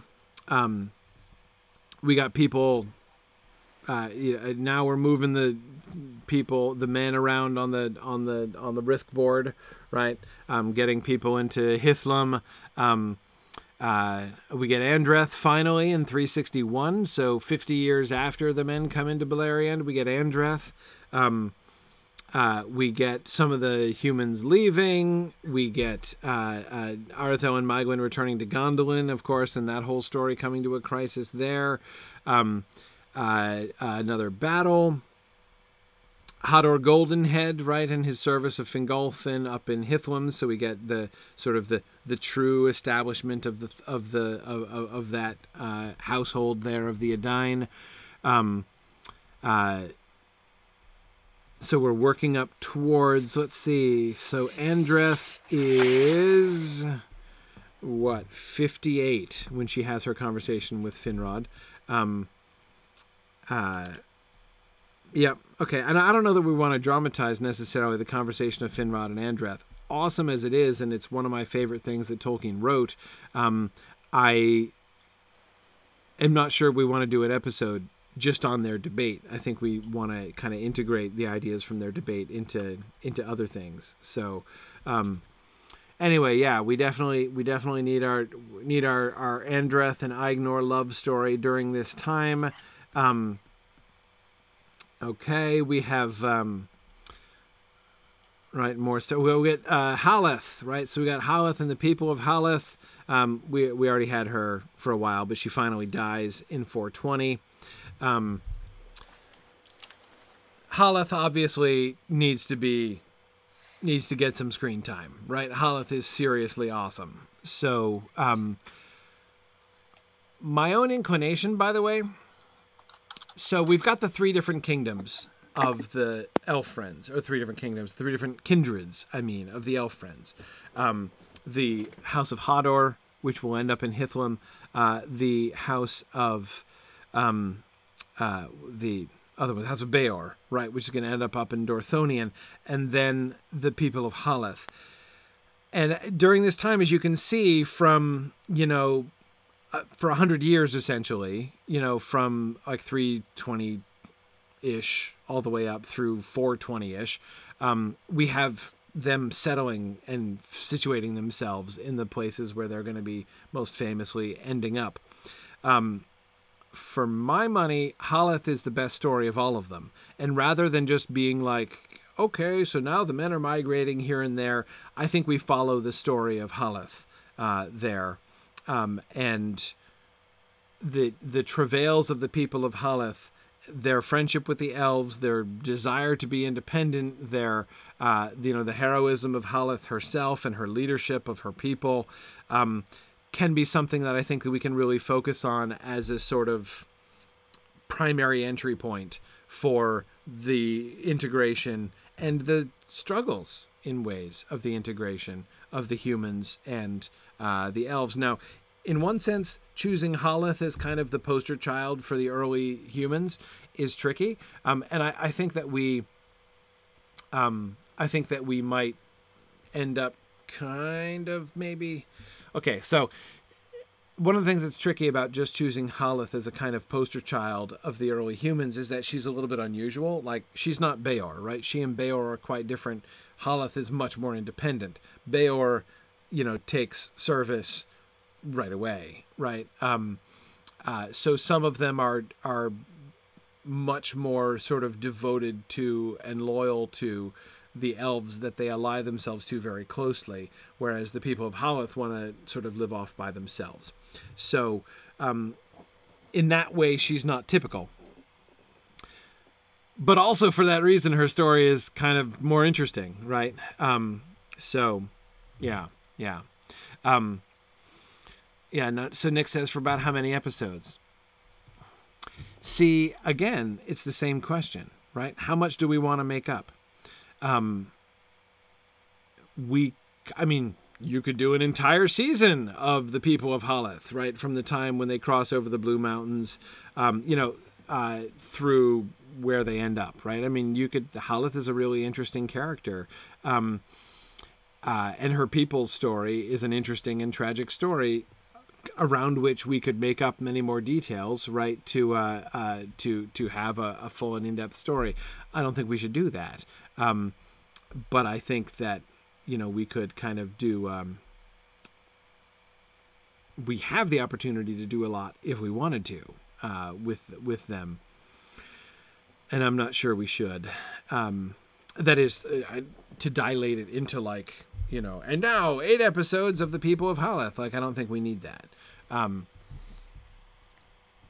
don't have it very concretely in mind, but I definitely want Halath to be a major character. I'm kind of thinking, in my mind, of Halath and Beor, that we should sort of follow both of them, spend more time with Halath, because again, her story is more interesting. Beor's story is a little bit less interesting. But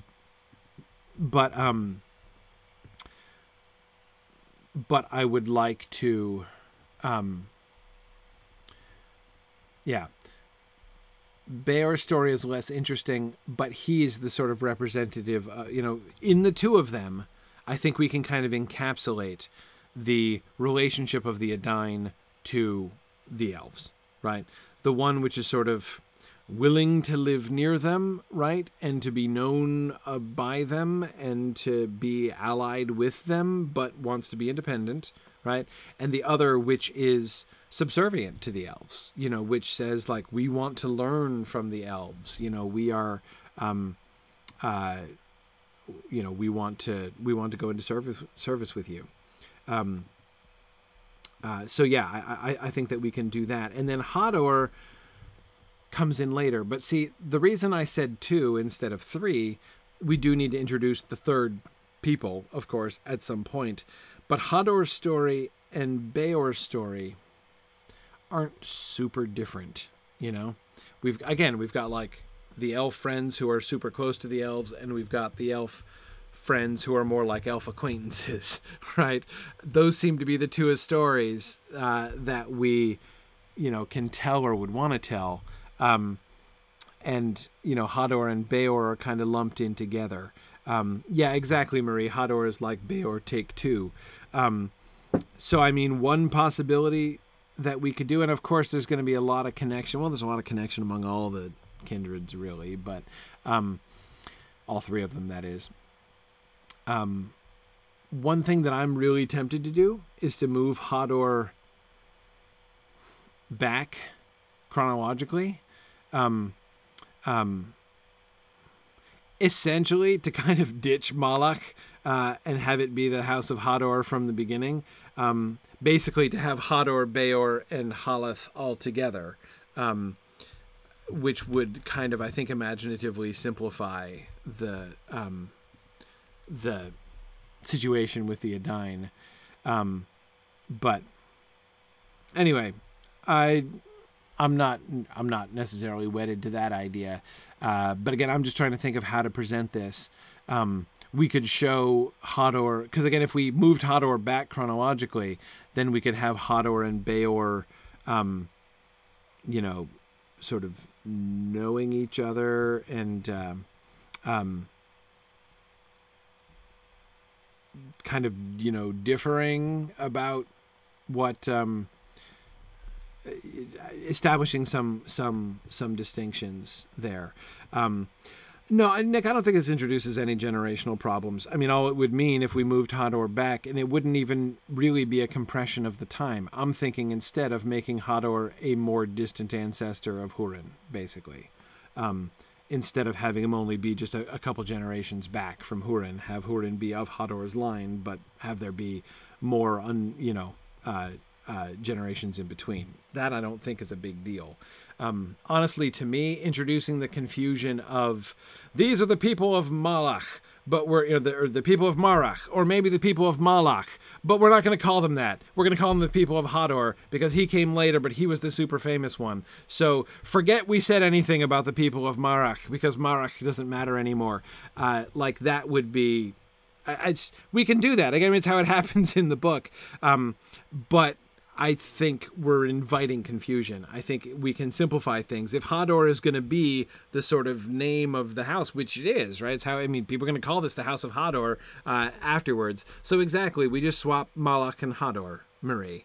And then we can keep the time if you want. And then again, obviously we're not going to mess with the generations when it comes to, Húrin and Beren and all the rest of them, and how they need to be related to each other chronologically.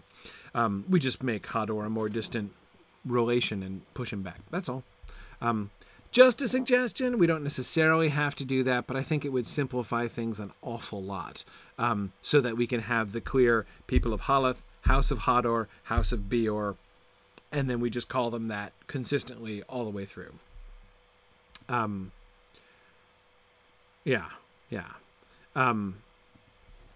Anyway,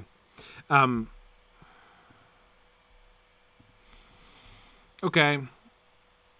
Haleth dies, right? Her people live in the forest of Brethil.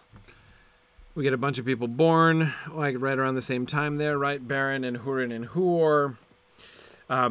Then we get the Dagor Bragollach and the death of Fingolfin in single combat. So again, in the overall, view from 1,000 feet, projected, non-binding projected outline that we did years ago, the Dagor Bragollach and specifically the duel of Fingolfin and Morgoth is what we saw as the culmination of season 4 originally. So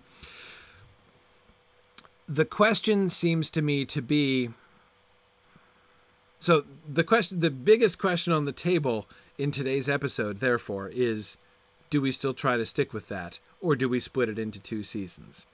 And honestly, I can see this working either way. Do I agree that there is way too much to possibly cover in 1 season? I don't think I do agree with that. I really don't. Because again, I think that a lot of this stuff can be done in a comparatively short time, or at least by bringing on some of these stories simultaneously. Again, I'm not convinced we need to spend half a season, on the conflict between the Noldor and the Sindar. So going back for a second.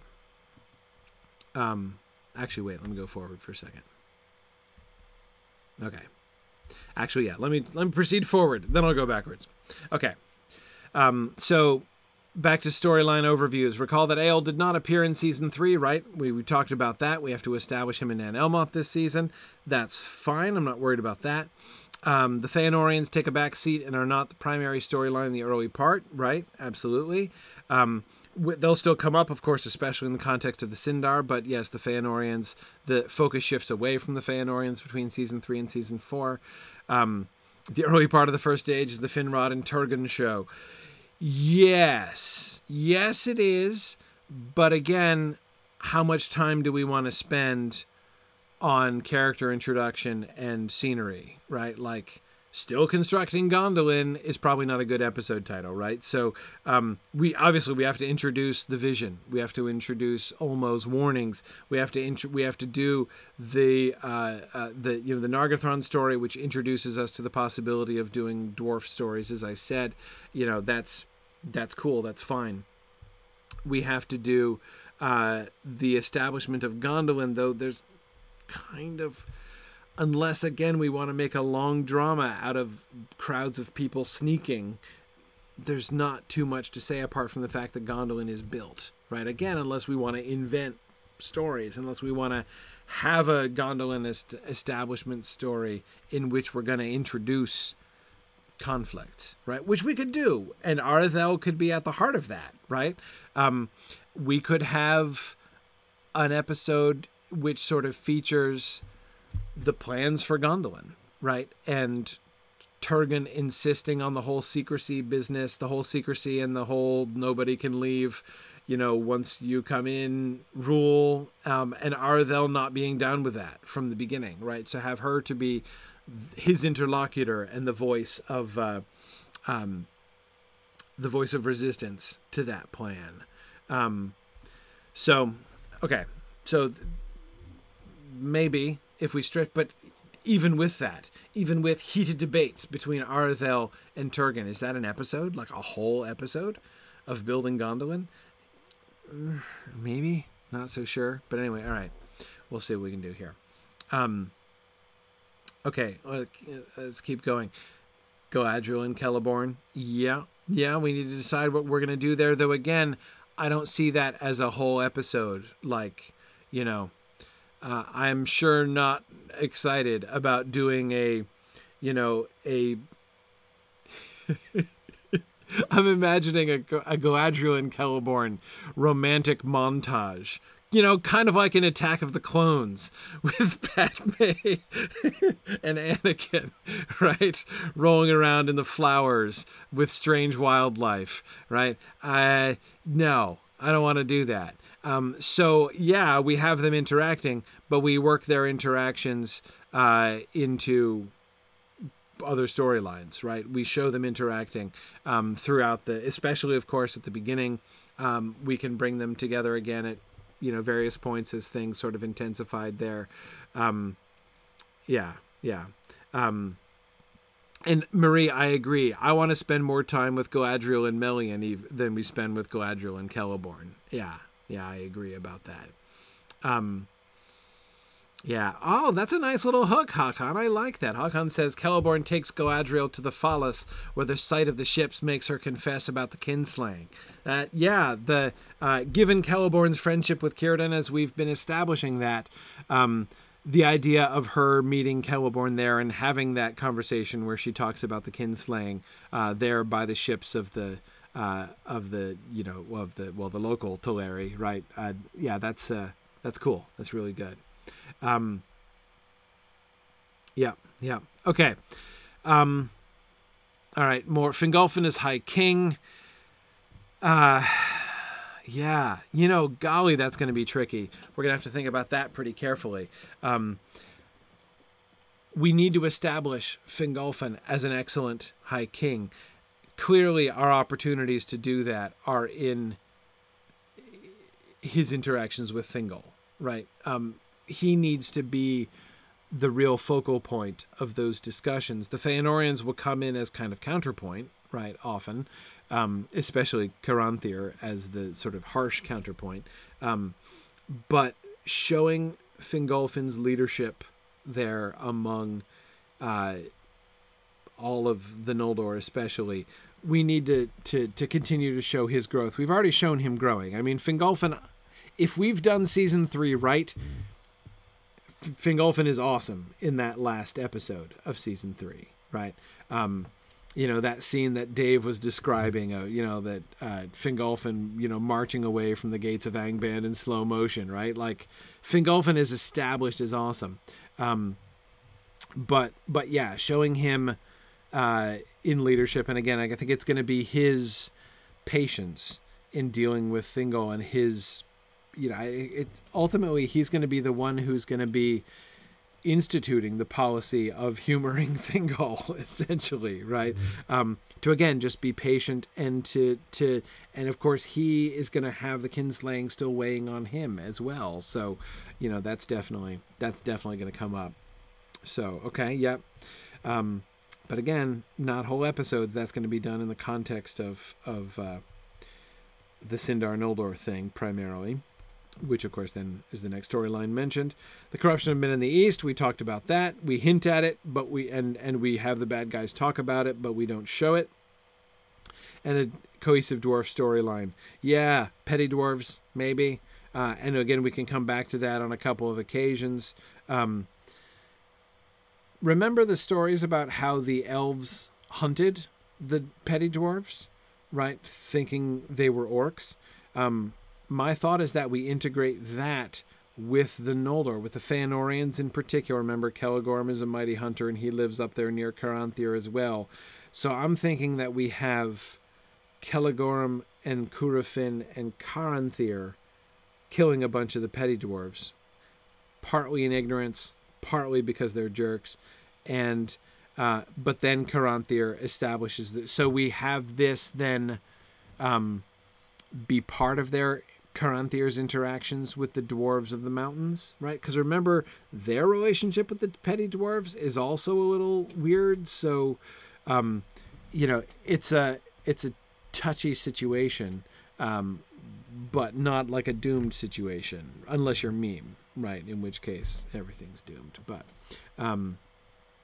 anyway, that's kind of just a quick thought about pulling together the very few scraps we have about dwarves in this section. And of course, we'll be connecting this with Nargothrond as well. But I think we can kind of pull that together. And so this gives us some kind of, well, not necessarily a cohesive dwarf storyline so much as a concrete addition to our dwarf world building, right? So it won't necessarily be a plot per se, unless the storyline is simply like resolving the issue of the petty dwarves. Like, who are the petty dwarves? How are they related to the other dwarves? What are they doing, and what do we do with them, and what are they going to end up doing, right? I mean, that's kind of and how do they fit into this whole culture that's being established, or not fit into the culture that's being established, and whose fault is that, and all that kind of thing. And Marie, you're right. We do have some dwarf craft going on. We have Telkar, who makes the dragon helm, and Xerox makes the Nauglamir. So yeah, we do have some of those moments. I was kind of thinking, Marie, of the sort of the presentation of the Nauglamir as being the event that we could use as like the Nargothrond is done moment, right? The culmination of the making of Nargothrond will be marked by the presentation of the Nauglamir, so we can work up to that. Yeah. Okay. Yep.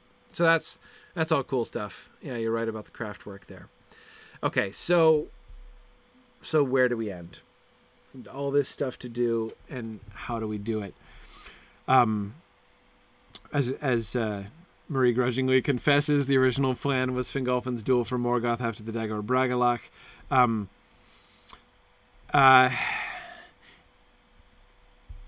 It is true that covering these 400 plus years in one season, now goodness knows we've covered way longer than that in previous seasons, so we've dealt with time passes issues before. Of course, the most time that ever passed was during season 1, but we didn't miss the time so much there. I think the biggest strain in time passing is the second half of season 2, right? From when we arrive in Valinor halfway through the unrest of the Noldor, and we've got to have the younger generation growing up and everything.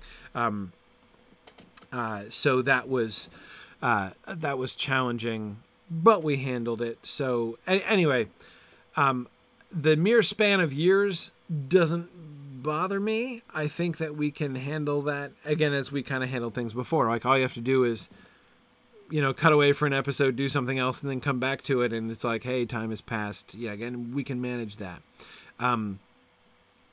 But there are a bunch of stories that we want to develop kind of in parallel. So let's see, suggestions for where, like, if we split it into 2. I'll say off the top, I'm resistant to spreading it into more than 2, because I honestly, is there a lot here? Yeah, kind of. There is. But there's not, like, many of the things that there are things that I don't want to take that much time to do. As I was saying, really the big fundamental question is not where do we end season 4. The real question is, how much stuff do we want to make up, right? How much plot do we want to add? Just flat add. And I don't object to it. Like, I'm not saying I think adding is bad.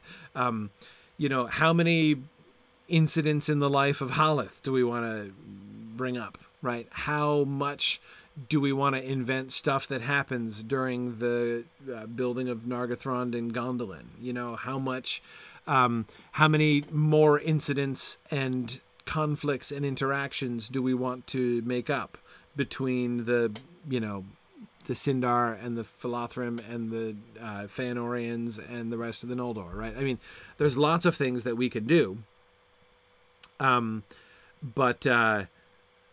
So, I mean, as I say, I mean, there's a whole bunch of stories in here that we could blow up into like a whole season or a whole half season. You know, if we wanted to, we could make the story of Ignor and Andreth like 6 episodes.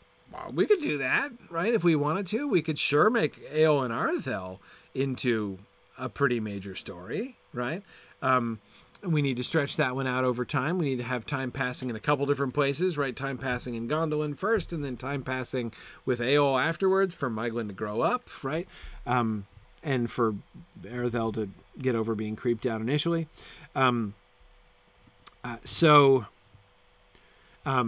Anyway, that's... I do think we have the opportunity to kind of make this as long as we want.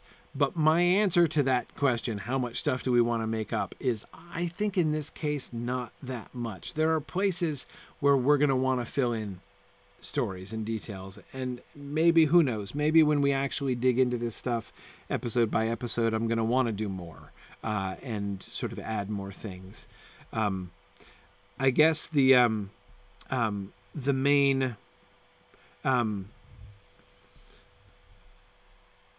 when it comes to just making up whole storylines, like out of whole cloth, the primary thing that I'm thinking for that in this season is the dwarves, right? I would want to add there. I don't want to add big segments to the like political conflicts, or I don't want to go out of our way to add major like intra-Feanorian conflict, for instance. That's another thing that we could do. I think that we can kind of bring that up to remind everybody that the Feanorians are still not a completely happy and well-adjusted family. But I don't think that we need to really add huge stretches so that we have like several episodes of like Feanorian drama in this season or season 5. Boomful thinks my accusation of the Feanorians being not a well-adjusted family. I'm getting the sense that he thinks that's rather an understatement. Possibly it is. Yeah. So yeah, I don't think exactly, Marie. I don't think we need to create reasons to put the Feanorians on screen more. We'll remember them, and we can provide enough reminders of who they are individually and of what they stand for and of the issues that they have, such that when we're ready to come back to them later on, we'll be ready for that.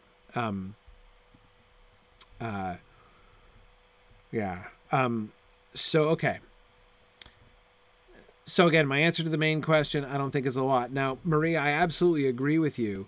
The coolest part about this whole adaptation enterprise, right, is not the parts where we just visualize how we would represent the story that Tolkien tells, but when we, as you say, give these storylines room to breathe, right? When we're just taking Tolkien's stories and turning them into a different kind of narrative than they are in the Silmarillion, right? Not that kind of plot summary genre that Tolkien develops in the Silmarillion, but a more, novelistic, like more character development, more, on the ground, showing how these stories really fill out. That's definitely what we do want to do. And I hear the objection. I hear that I can appreciate the concern that if we try to squeeze all this stuff into one season, it's going to end up sounding like a kind of plot summary season. I get that. And I certainly don't want to do that. I'm just, as I say, although there are a lot of things that I feel like can be done relatively efficiently. So let me go back here. Let's go back here and think, all right, if we were to do this in 2 seasons, where would they be? Where would we split? Where would we end? I don't think I can get behind Thingol learning of the kinslaying and forbidding Quenya, because there's not enough happening there. I don't think we have 13 episodes before that. I think we could get there in like 4 episodes, probably. The most obvious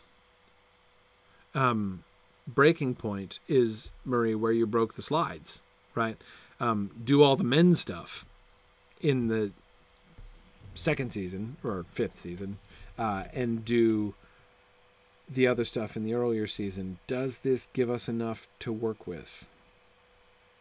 Well, hang on. Since I'm on this slide, let me think about what season 5 would look like. Therefore, men arrive, they settle down.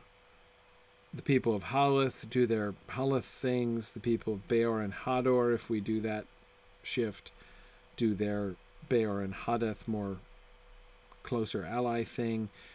The entire story of Eol, and so we'd have both Eol and Aredhel and Andreth and Aignor would both happen in season 5. One of the real advantages of that, of course, is that we can settle Aredhel in Gondolin and thus give her like a whole season to get bored, so that when we come back in the next season and she's been there since the previous season, everyone's going to be able to get behind how she's bored at that point. So that makes that much simpler.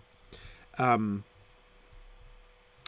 think that this means we'd have to front-end load Galadriel and Celeborn. Indeed, Galadriel and everybody. Galadriel, period, right? So we get Galadriel and Melian plus Galadriel and Celeborn here in season 4, right? So basically this would, well, no, it's not quite fair to say mostly elf-centered and mostly human-centered. But that's not quite fair. But okay, all right, so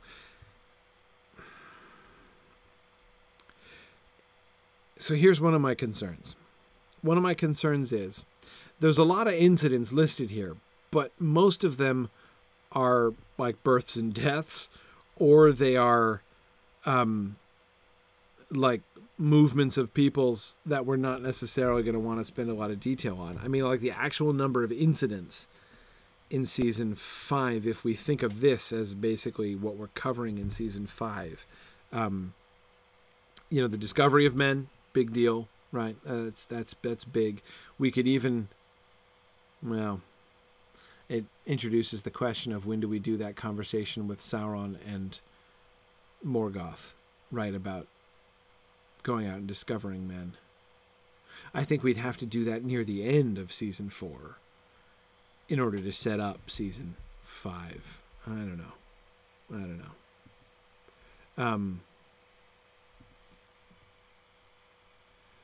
Yeah, okay.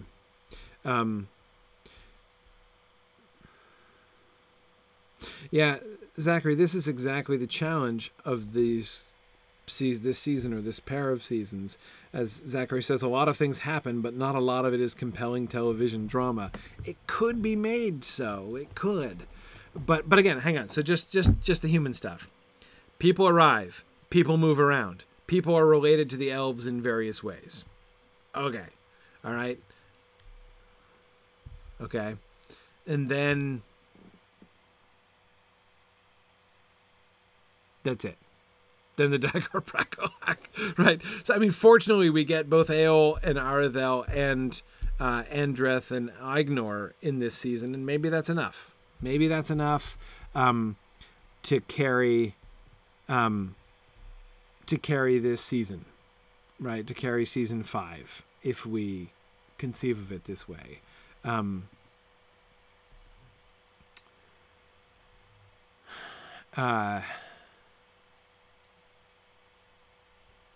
Yeah, I mean, Marie, we could always, if we needed to, I mean, we can invent plots, right?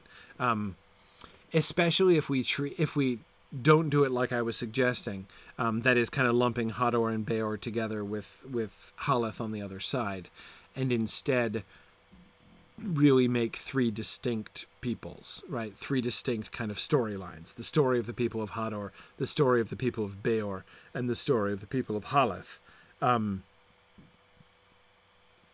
Those three stories, more fully developed, plus the stories of Eowyn, Arthel, and Andreth and Aignor, then leading up to the Dagor Bragalach and the death of Fingolfin. I mean, that would probably be okay, I think. Especially since I think the Dagor Bragalach could be maybe more than one episode, really.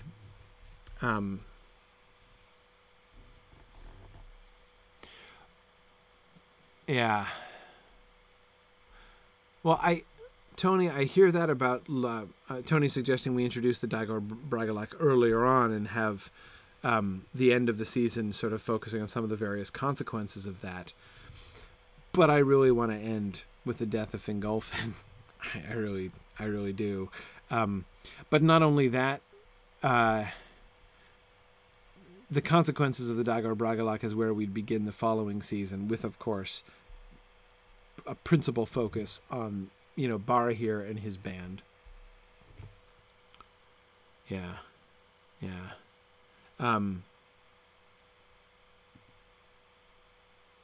But yeah, exactly. So we do the battle in the 12th episode and Fingolfin's duel in the 13th. I could even imagine splitting the battle between the 11th and the 12th episodes, having different phases of it, and sort of seeing different impacts of it, right? Because we can see about that when it comes to it. So, okay.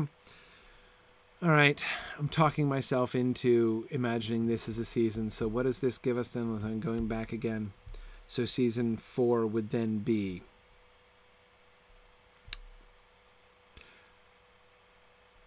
the Fëanorians and the rest of the Noldor, with the rescue of Maedhros thrown in there.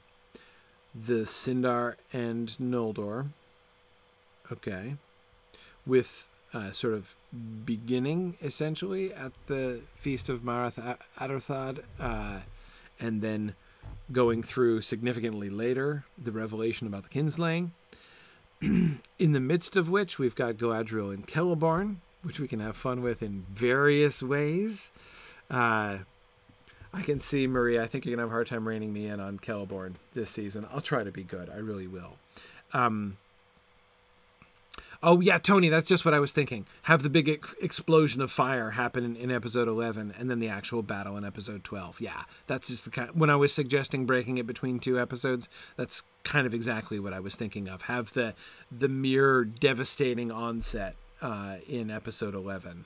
And then like episode 11 ends with everything on fire, and then Gothmog and the Balrogs, leading the charge through, and Glaurung appearing. Yeah. No, I mean that's exactly what I was kind of thinking we could maybe do. We'll see. Especially since, of course, that's going to be the logical that sequence is going to be the logical and tragical culmination of the Andreth and Aignor love story, which is going to be the second. If Arthel and Eor's first half of the season, Andreth and Aignor are going to be second half of the season. Yeah. Oh, Zachary Coleman says we have to make sure that we remember to have an episode during the feast of Marath Adorthad where everyone's worried that something bad's going to happen because they're having a feast. Yeah, Zachary, we should have the feast be interrupted, but have it be a false alarm. Anyway, okay, all right. The establishment of Gondolin and Nargothrond are going to be challenging, I think. Challenging because, again, city building is boring. I think the saving grace there actually is going to be the dwarves.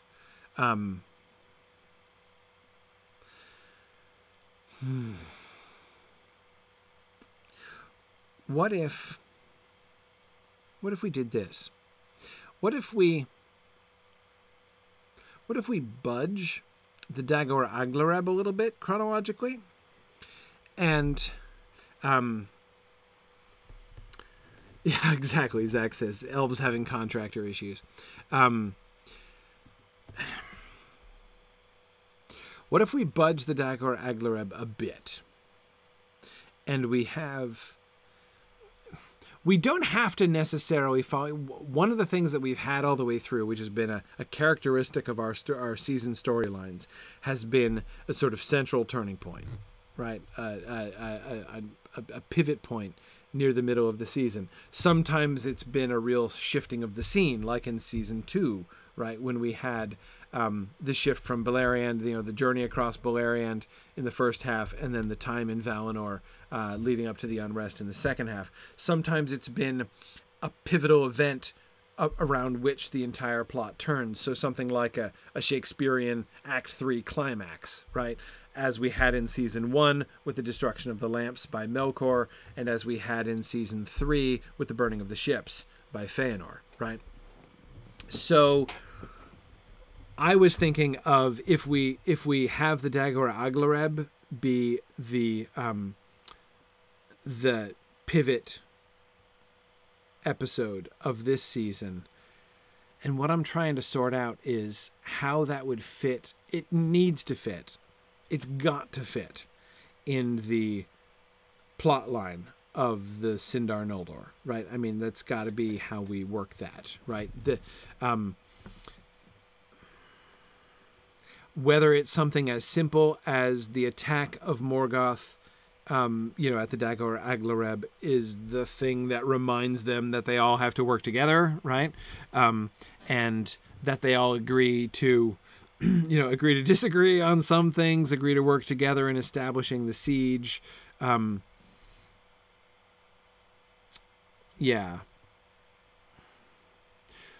Which then leads me to the question, what happens first? The Dagor Aglareb or the, everything hitting the fan with the kinslaying? I'm inclined, I kind of want to shift those. I kind of want to bring the tension to the boiling point and have the kinslaying bomb dropped, right?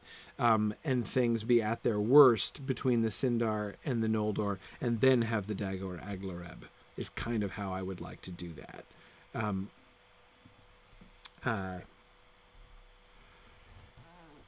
As long as that then leaves us enough, because then that would essentially have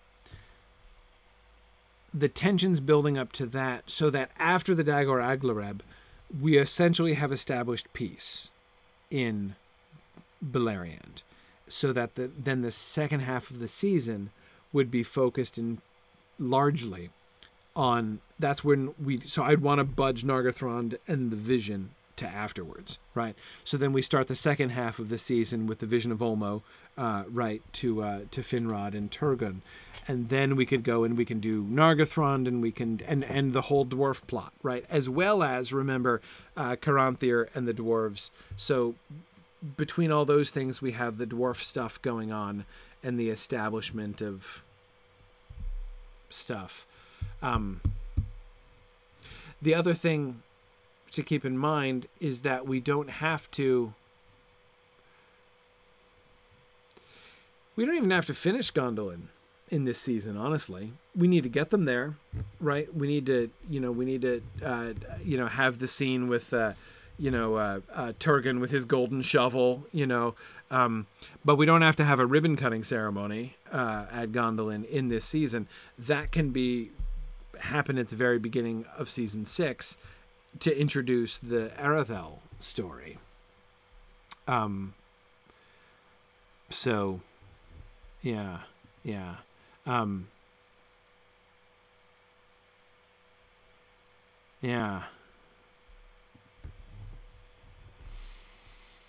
Or maybe, I'm just thinking about this, maybe I'm just wanting to make this too mechanical, right? To make the two halves of the season too separate. Maybe we can overlay those two all the way through. I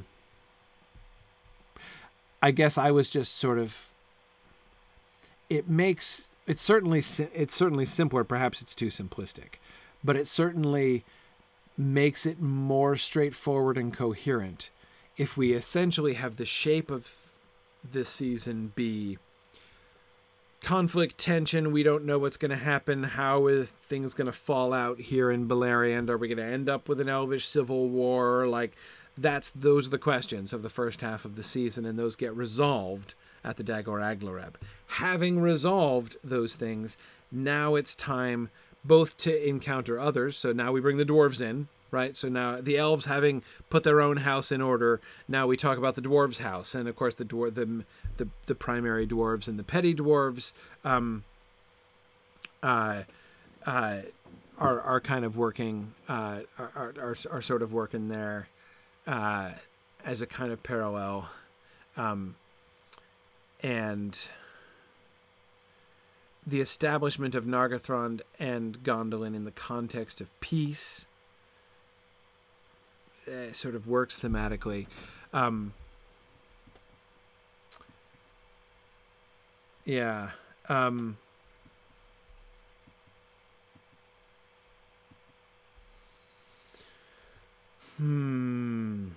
Yeah, Marie, I agree. The dwarves, petty dwarves, can be used in parallel, though it's different, right? Interestingly different, right, Marie? It's not just a recapitulation of the same story. It's parallel in the sense that we have this, this sort of intra-racial tension, right, there. But of course, the differences we were in fact, it's kind of cool because it's almost opposite, right? Where the petty dwarves are the ones who are the transgressors, whereas the Noldor are the ones who are the transgressors, and so like they're in a position of strength, and yet they're the transgressors. The petty dwarves are in a position of weakness because they were the transgressors, right? So we have a different dynamic there. So it's a very different story. As for, let's see, so Marie's immediate concern, if Finrod is building Nargothrond, so Thingol helps Finrod with Nargothrond, and if he already knows about the kinslaying, would he help Finrod with that afterwards?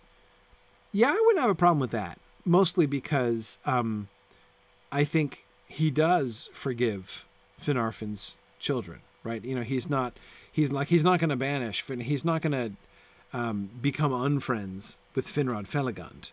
Thingol isn't, right?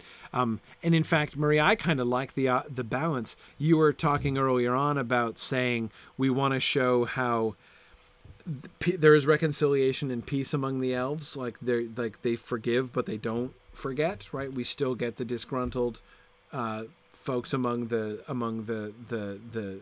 Feanorians, and we should still get disgruntlement among some of the Sindar as well. I imagine Cyros, by the way, as a spokesperson of that. Anyway, so we have that, but then also, of course, the bigger manifestation, Marie, that you were pointing to of the continual banning of the language, right? Like, we'll work with you, we'll fight together in the Dagor Aglareb, but I'm still not letting anybody speak Quenya, and I'm still going to tell you, even though we're fighting in battle side by side, if you speak Quenya, I will take that as a sign that you are a slayer of kin, unrepentant, right? So to me, him going to Finrod and being like, "Sure, I'll help you build Nargothrond," but no Quenya, right? Like that it seems to be a way that we can demonstrate what it means for him to forgive but not forget, essentially. So I'm not worried about that as a major obstacle. Nick is concerned about having two separate seasons in one.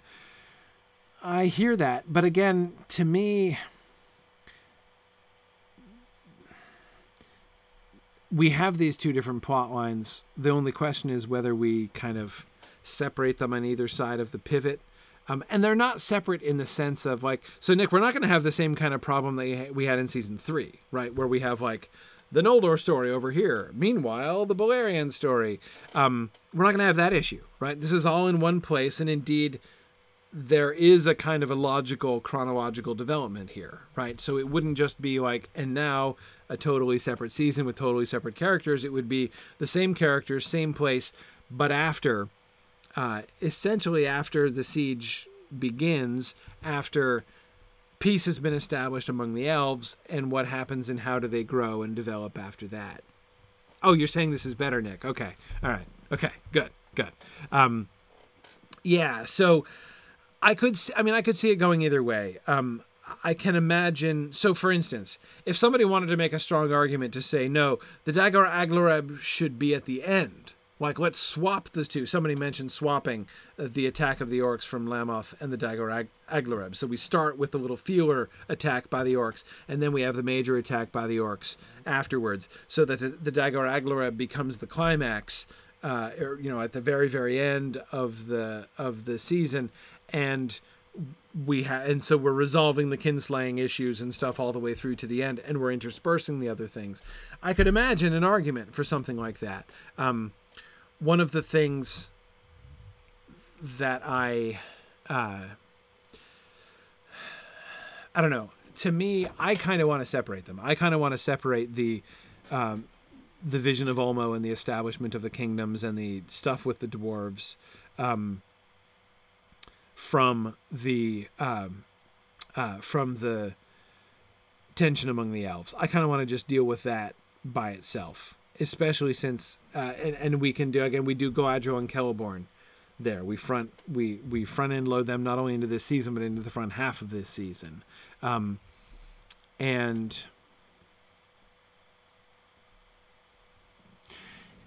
if Galadriel confesses about the kinslaying, if she tells Celeborn the story of the kinslaying before, right, so this is before Thingol knows about it, it puts Celeborn in an interesting place, which is cool, right? Putting Celeborn in an interesting place is awesome because it gives him an opportunity to make like an independent decision and do something interesting.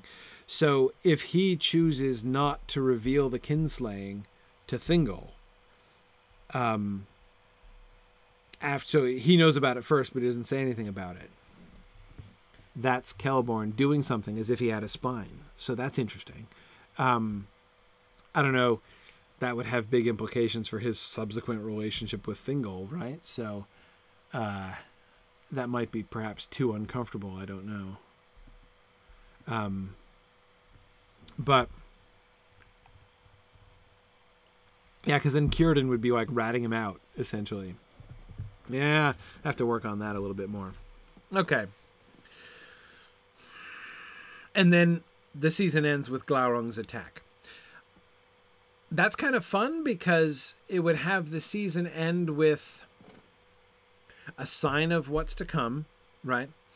A hint at the future breaking of the siege, an indicator of the growing strength of Morgoth's forces, right? Sort of here embodied in the person of Glaurung. Lots of fun foreshadowing. I mean, we can have the attack of Glaurung foreshadow many things, right? From the Dagor Bragollach to Glaurung and Turin to Smaug and Bard, right? All those things we can foreshadow in the final attack of Glaurung there at the end.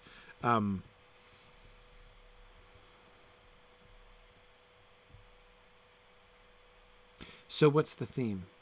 What's the overarching story? It's the last thing I want to work out, and then we're done. What's the overarching story?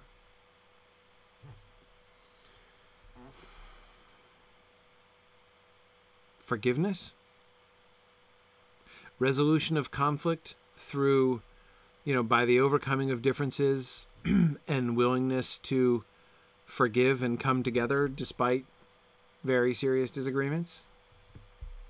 So, forgiveness and reconciliation is the overall theme of season 4.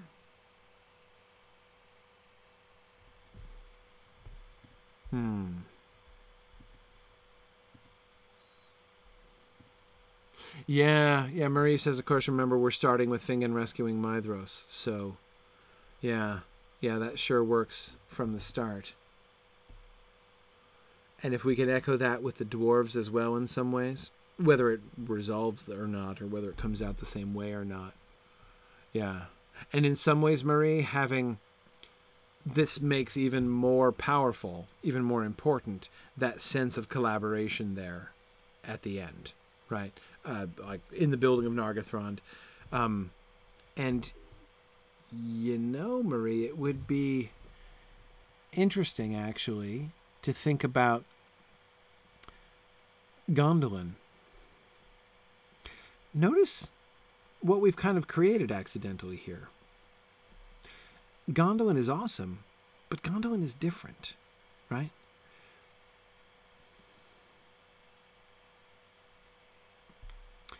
In its isolationism, right? Everywhere else, including Nargothrond, really, we would have people coming together, right? Now, I know, Maria, I was thinking the same thing. The long pause that I just made was me thinking through exactly what you just suggested. Of course, one of the things that the text emphasizes about Turgon and his people is that in Nevrast originally, and then, of course, subsequently in Gondolin, logically, there was the greatest mingling of the Sindar and the Noldor. So, you know, Nevrast is like the Sindar-Noldor melting pot, right? So to make it sort of not to emphasize the non-collaboration of Gondolin seems a little counterintuitive in that way. But I'm thinking more of how they shut themselves away and they're building their own city and nobody even knows that it's happening and nobody knows where they are. This is still sort of theoretically true of Nargothrond, but I think Nargothrond is not the same kind of secret that Gondolin is, right? People don't know like where the entrance to Nargothrond is, but you know, there's a lot of people collaborating on Nargothrond. Yeah. This raises the issue, by the way. We have to do Nevrast. We have to make Nevrast. Can we make Nevrast the site of the Feast of Merith Adorthad? The place of the coming together? Because we've got to establish Nevrast, right? Because keep in mind, we need to. I'm tempted to skip Nevrast. Just skip it, right? Have Turgon not really have a place until he establishes Gondolin. That would be kind of simpler, right? I know. Maria, I knew you'd hate that suggestion. But I'm just saying, it's something that could be done, except, obviously, Marie, we're not going to skip Nevrast, clearly, right? We have to have Nevrast, if only for Tuor's armor, right? That gets nailed up to the wall. Yeah, absolutely. We have to have it. Even if for no other reason than that, we need it. Yeah, so, yeah, I agree that it's not only central to north and south, but it's also on the coast, so we can get the Philothrim involved there. Yeah, I think Nevrast makes sense, and it gives us a great way to introduce the city and to introduce Turgon prior to, you know, the vision, right? Yeah, so Tony, I agree, that makes sense. Okay, all right. So we can introduce Nevrast that way. All right. Okay. Starting to take shape in my mind. I'll tell you right off the top. I'm afraid, and you can feel free to I hope. In fact, not only do I hope, I believe, I trust that months from now, you guys will be able to throw this quote back in my face, right? But I will say it at the beginning. My fear is that season 4 is too boring. That not enough happens. Too much talking, right? That season 4 is primarily folks having tense conversations and not enough happens. Not enough is really moved forward. That's my fear. As I said, you know, I trust I'll feel differently by the time we get to the end of season 4, but we'll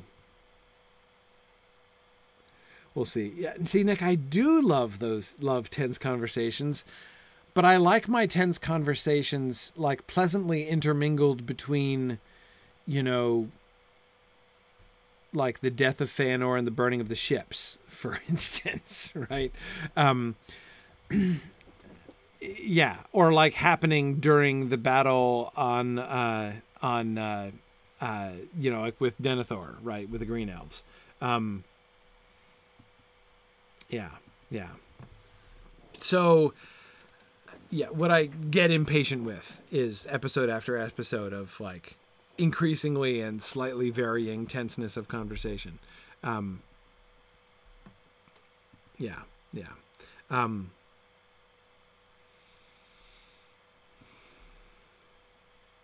Yeah, Zach says it's kind of an issue for season 5 too if we split the seasons as we're thinking.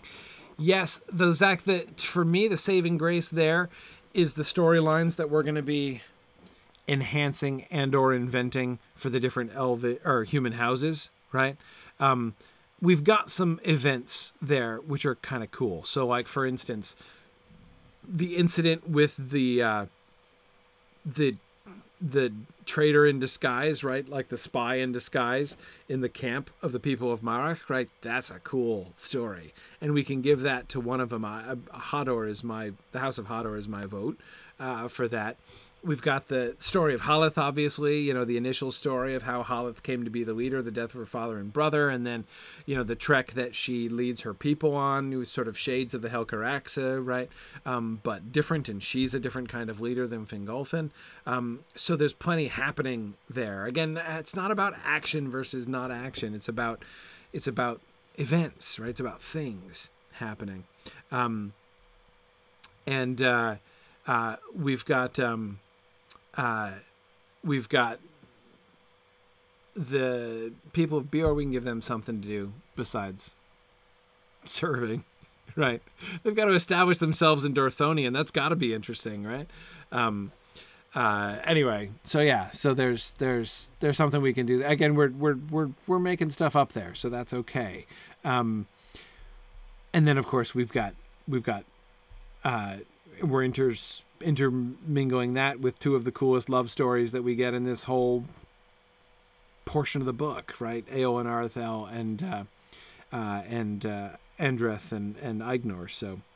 So yeah, between all those things, and then of course the Dagor Bragollach breaking out at the end and the duel of Fingolfin and Morgoth. So lots of really great things happening in that second season. I'm less worried about that than I am about this. Now, I agree, Marie, if inventing dragons is boring, we're doing this wrong. I agree. You know, we do have some stuff there. Yes,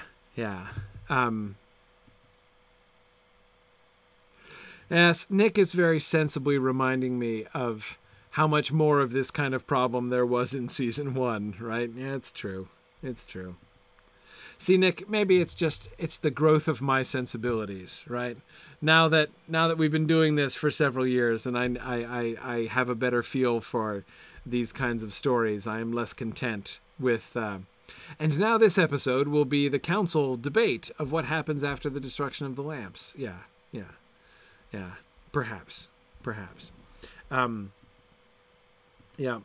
Yeah, Marie, it does mean that we pretty much will have to wait for... Well, no, Glorfindel, we'll get one of Trish's favorites in this season. We will get Glorfindel. We'll get Arthel in the next season. Well, she'll happen in this season, too. I'm still here. Yeah. I don't know. Well, see, we have to decide what to do with Glorfindel, right? Because... to do them both justice, we probably should split them, so that's a good idea. Yeah, we do have to decide what to do with Glorfindel. I think we need to make and I insist Ecthelion, because I mean I love Glorfindel too. Definitely. You know, he's not quite as special to me as he is to you, I know, but hey, he was my boyfriend in my very first fan fiction. So, you know. I know, exactly. See, that's I don't have that kind of connection with Ecthelion, right? But I love Ecthelion of the Fountain, and I really insist on you know, these are the two, because I mean both of them are going to. Both of them are going to, I mean, they're going to die two of the awesomest deaths in the entire Silmarillion, right? I mean, really, apart from Fingolfin, who rivals Ecthelion and Glorfindel? Yeah. You know, Yeah, in like I their agree. deaths. Maybe Huor, right? I mean, again, if we do the Fens of Seric, right? You know, that will be sort of on a similar kind of par. But I mean, man. Oh, and Zachary, we absolutely are going to get Rog. There is no way I am doing the Fall of Gondolin without Rog. But Rog doesn't need as much character development as Glorfindel and Ecthelion. So yeah, I think. Yeah, so Tony, I agree. Glorfindel and Ecthelion can both get awesome moments in the Dagor Aglareb. We will have an opportunity there to sort of show them. We can show them being not just action figures, but they can. We can introduce their characters, I think, perhaps at the Feast of Merith Atherthad, right? So that we have, especially since Nevrast is going to be hosting now, right? So introducing them there. We will be establishing Gondolin in the second half, so we can have them. We can show them as, you know, Turgon's closest counselors, right? The two of them and Arathel in Gondolin, or maybe Arathel's not involved. Maybe she's already distancing herself from Turgon at that point. I don't know. Yeah. So no, that's Rog has to happen. We might need to rename him Marie. I agree. You know, it's one of those things that like Tolkien might roll over in his grave if we don't make that change. You know. But we'll see.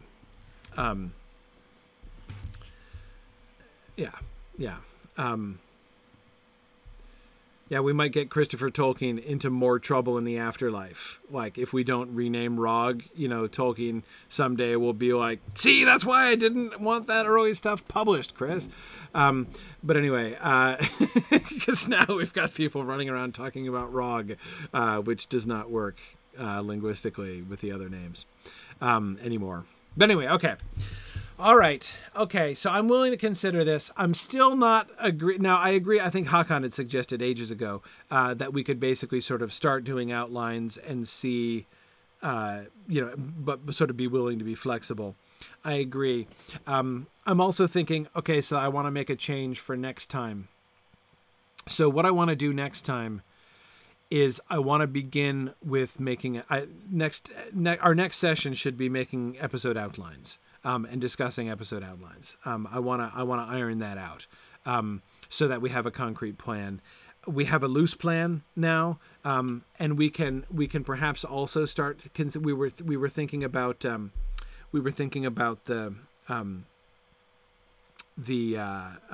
frame for next time originally. We might get to it, right? But I think that I really want to work it out. We're close to it now, but I really want to iron it out in more detail. So let's do episode outlines next time. We probably won't get beyond that. Maybe we can start brainstorming with the frame and then do a similar thing.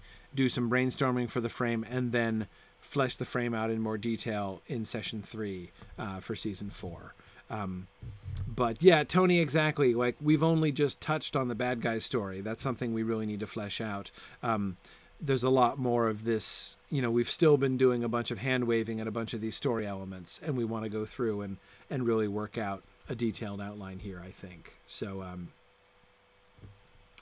yeah. Anyhow, so yeah, we'll see. We'll see if we can, you know, so next week will be really the crisis point for you guys to convince me that season 4 is going to be boring. So we'll see what it looks like in episode outline next time. All right, so we're going to end with that. That's the plan for next time. So please do join us on the discussion boards to see. And Maria, if you could post a link to the discussion boards, just to the main page, to make sure that people, and I'll repost that in various places here so that people can make sure everybody has that. So you can join the discussion. So you know, I'm sure there are going to be some episode outline suggestions that we can consider and look through. I always welcome people's concrete suggestions in these things. Okay, great. Yeah. So just, Yeah, good. The simplest one, right? The simplest one is just forums.signumuniversity.org. Actually, yeah. If you just go there, then you can navigate to Silm Film. That's the. Oops, I just put it wrong. I just put orums.signumuniversity.org in Twitch chat. That's very helpful. Yeah. Anyway, yeah, that should work. So the second one, not the first one, should work. Excellent. Okay, so. Very good, everybody. Thanks for joining us. Trish, glad you could make it after all. That was very good. And yeah, I'm glad. First launch, and I gave a shout out across social media that we're back. That's right, absolutely. And hopefully we'll have Dave with us next time. Now, our next session, we're not going to be able to do it in 2 weeks because it's funny. Not only do I have a conflict in 2 weeks, but I have a conflict every 2 weeks after that until like December, mostly through Moot travel. Because 2 weeks from today, I'll be on an airplane to LA for LA Moot, which you should totally come to if you're in Southern California or anywhere near it. And then 2 weeks after that, I'll be going to Charlotte for Magnolia Moot. So we're gonna skip ahead 3 weeks. So right after I get home from like the Friday in between LA Moot and Magnolia Moot, we'll do our second session. And then 2 weeks after that will be because then 2 weeks after Magnolia Moot is Thanksgiving. So right before that. So the next time is going to be the 2nd, November 2nd. So Friday, November 2nd will be our next session. And then we'll go to every 2 weeks starting from there. That should work out fine. Okay. So you've got 3 weeks to think about episode outlines for the proposed season 4 to finally sell me on this concept, and we'll move forward. So, all right, cool. Exactly. So you've got 3 weeks, Zachary, to convince me that season 4 won't be boring. That's it. Okay, so thanks everybody for joining me today, and I will say as always, thanks for listening, and Godspeed.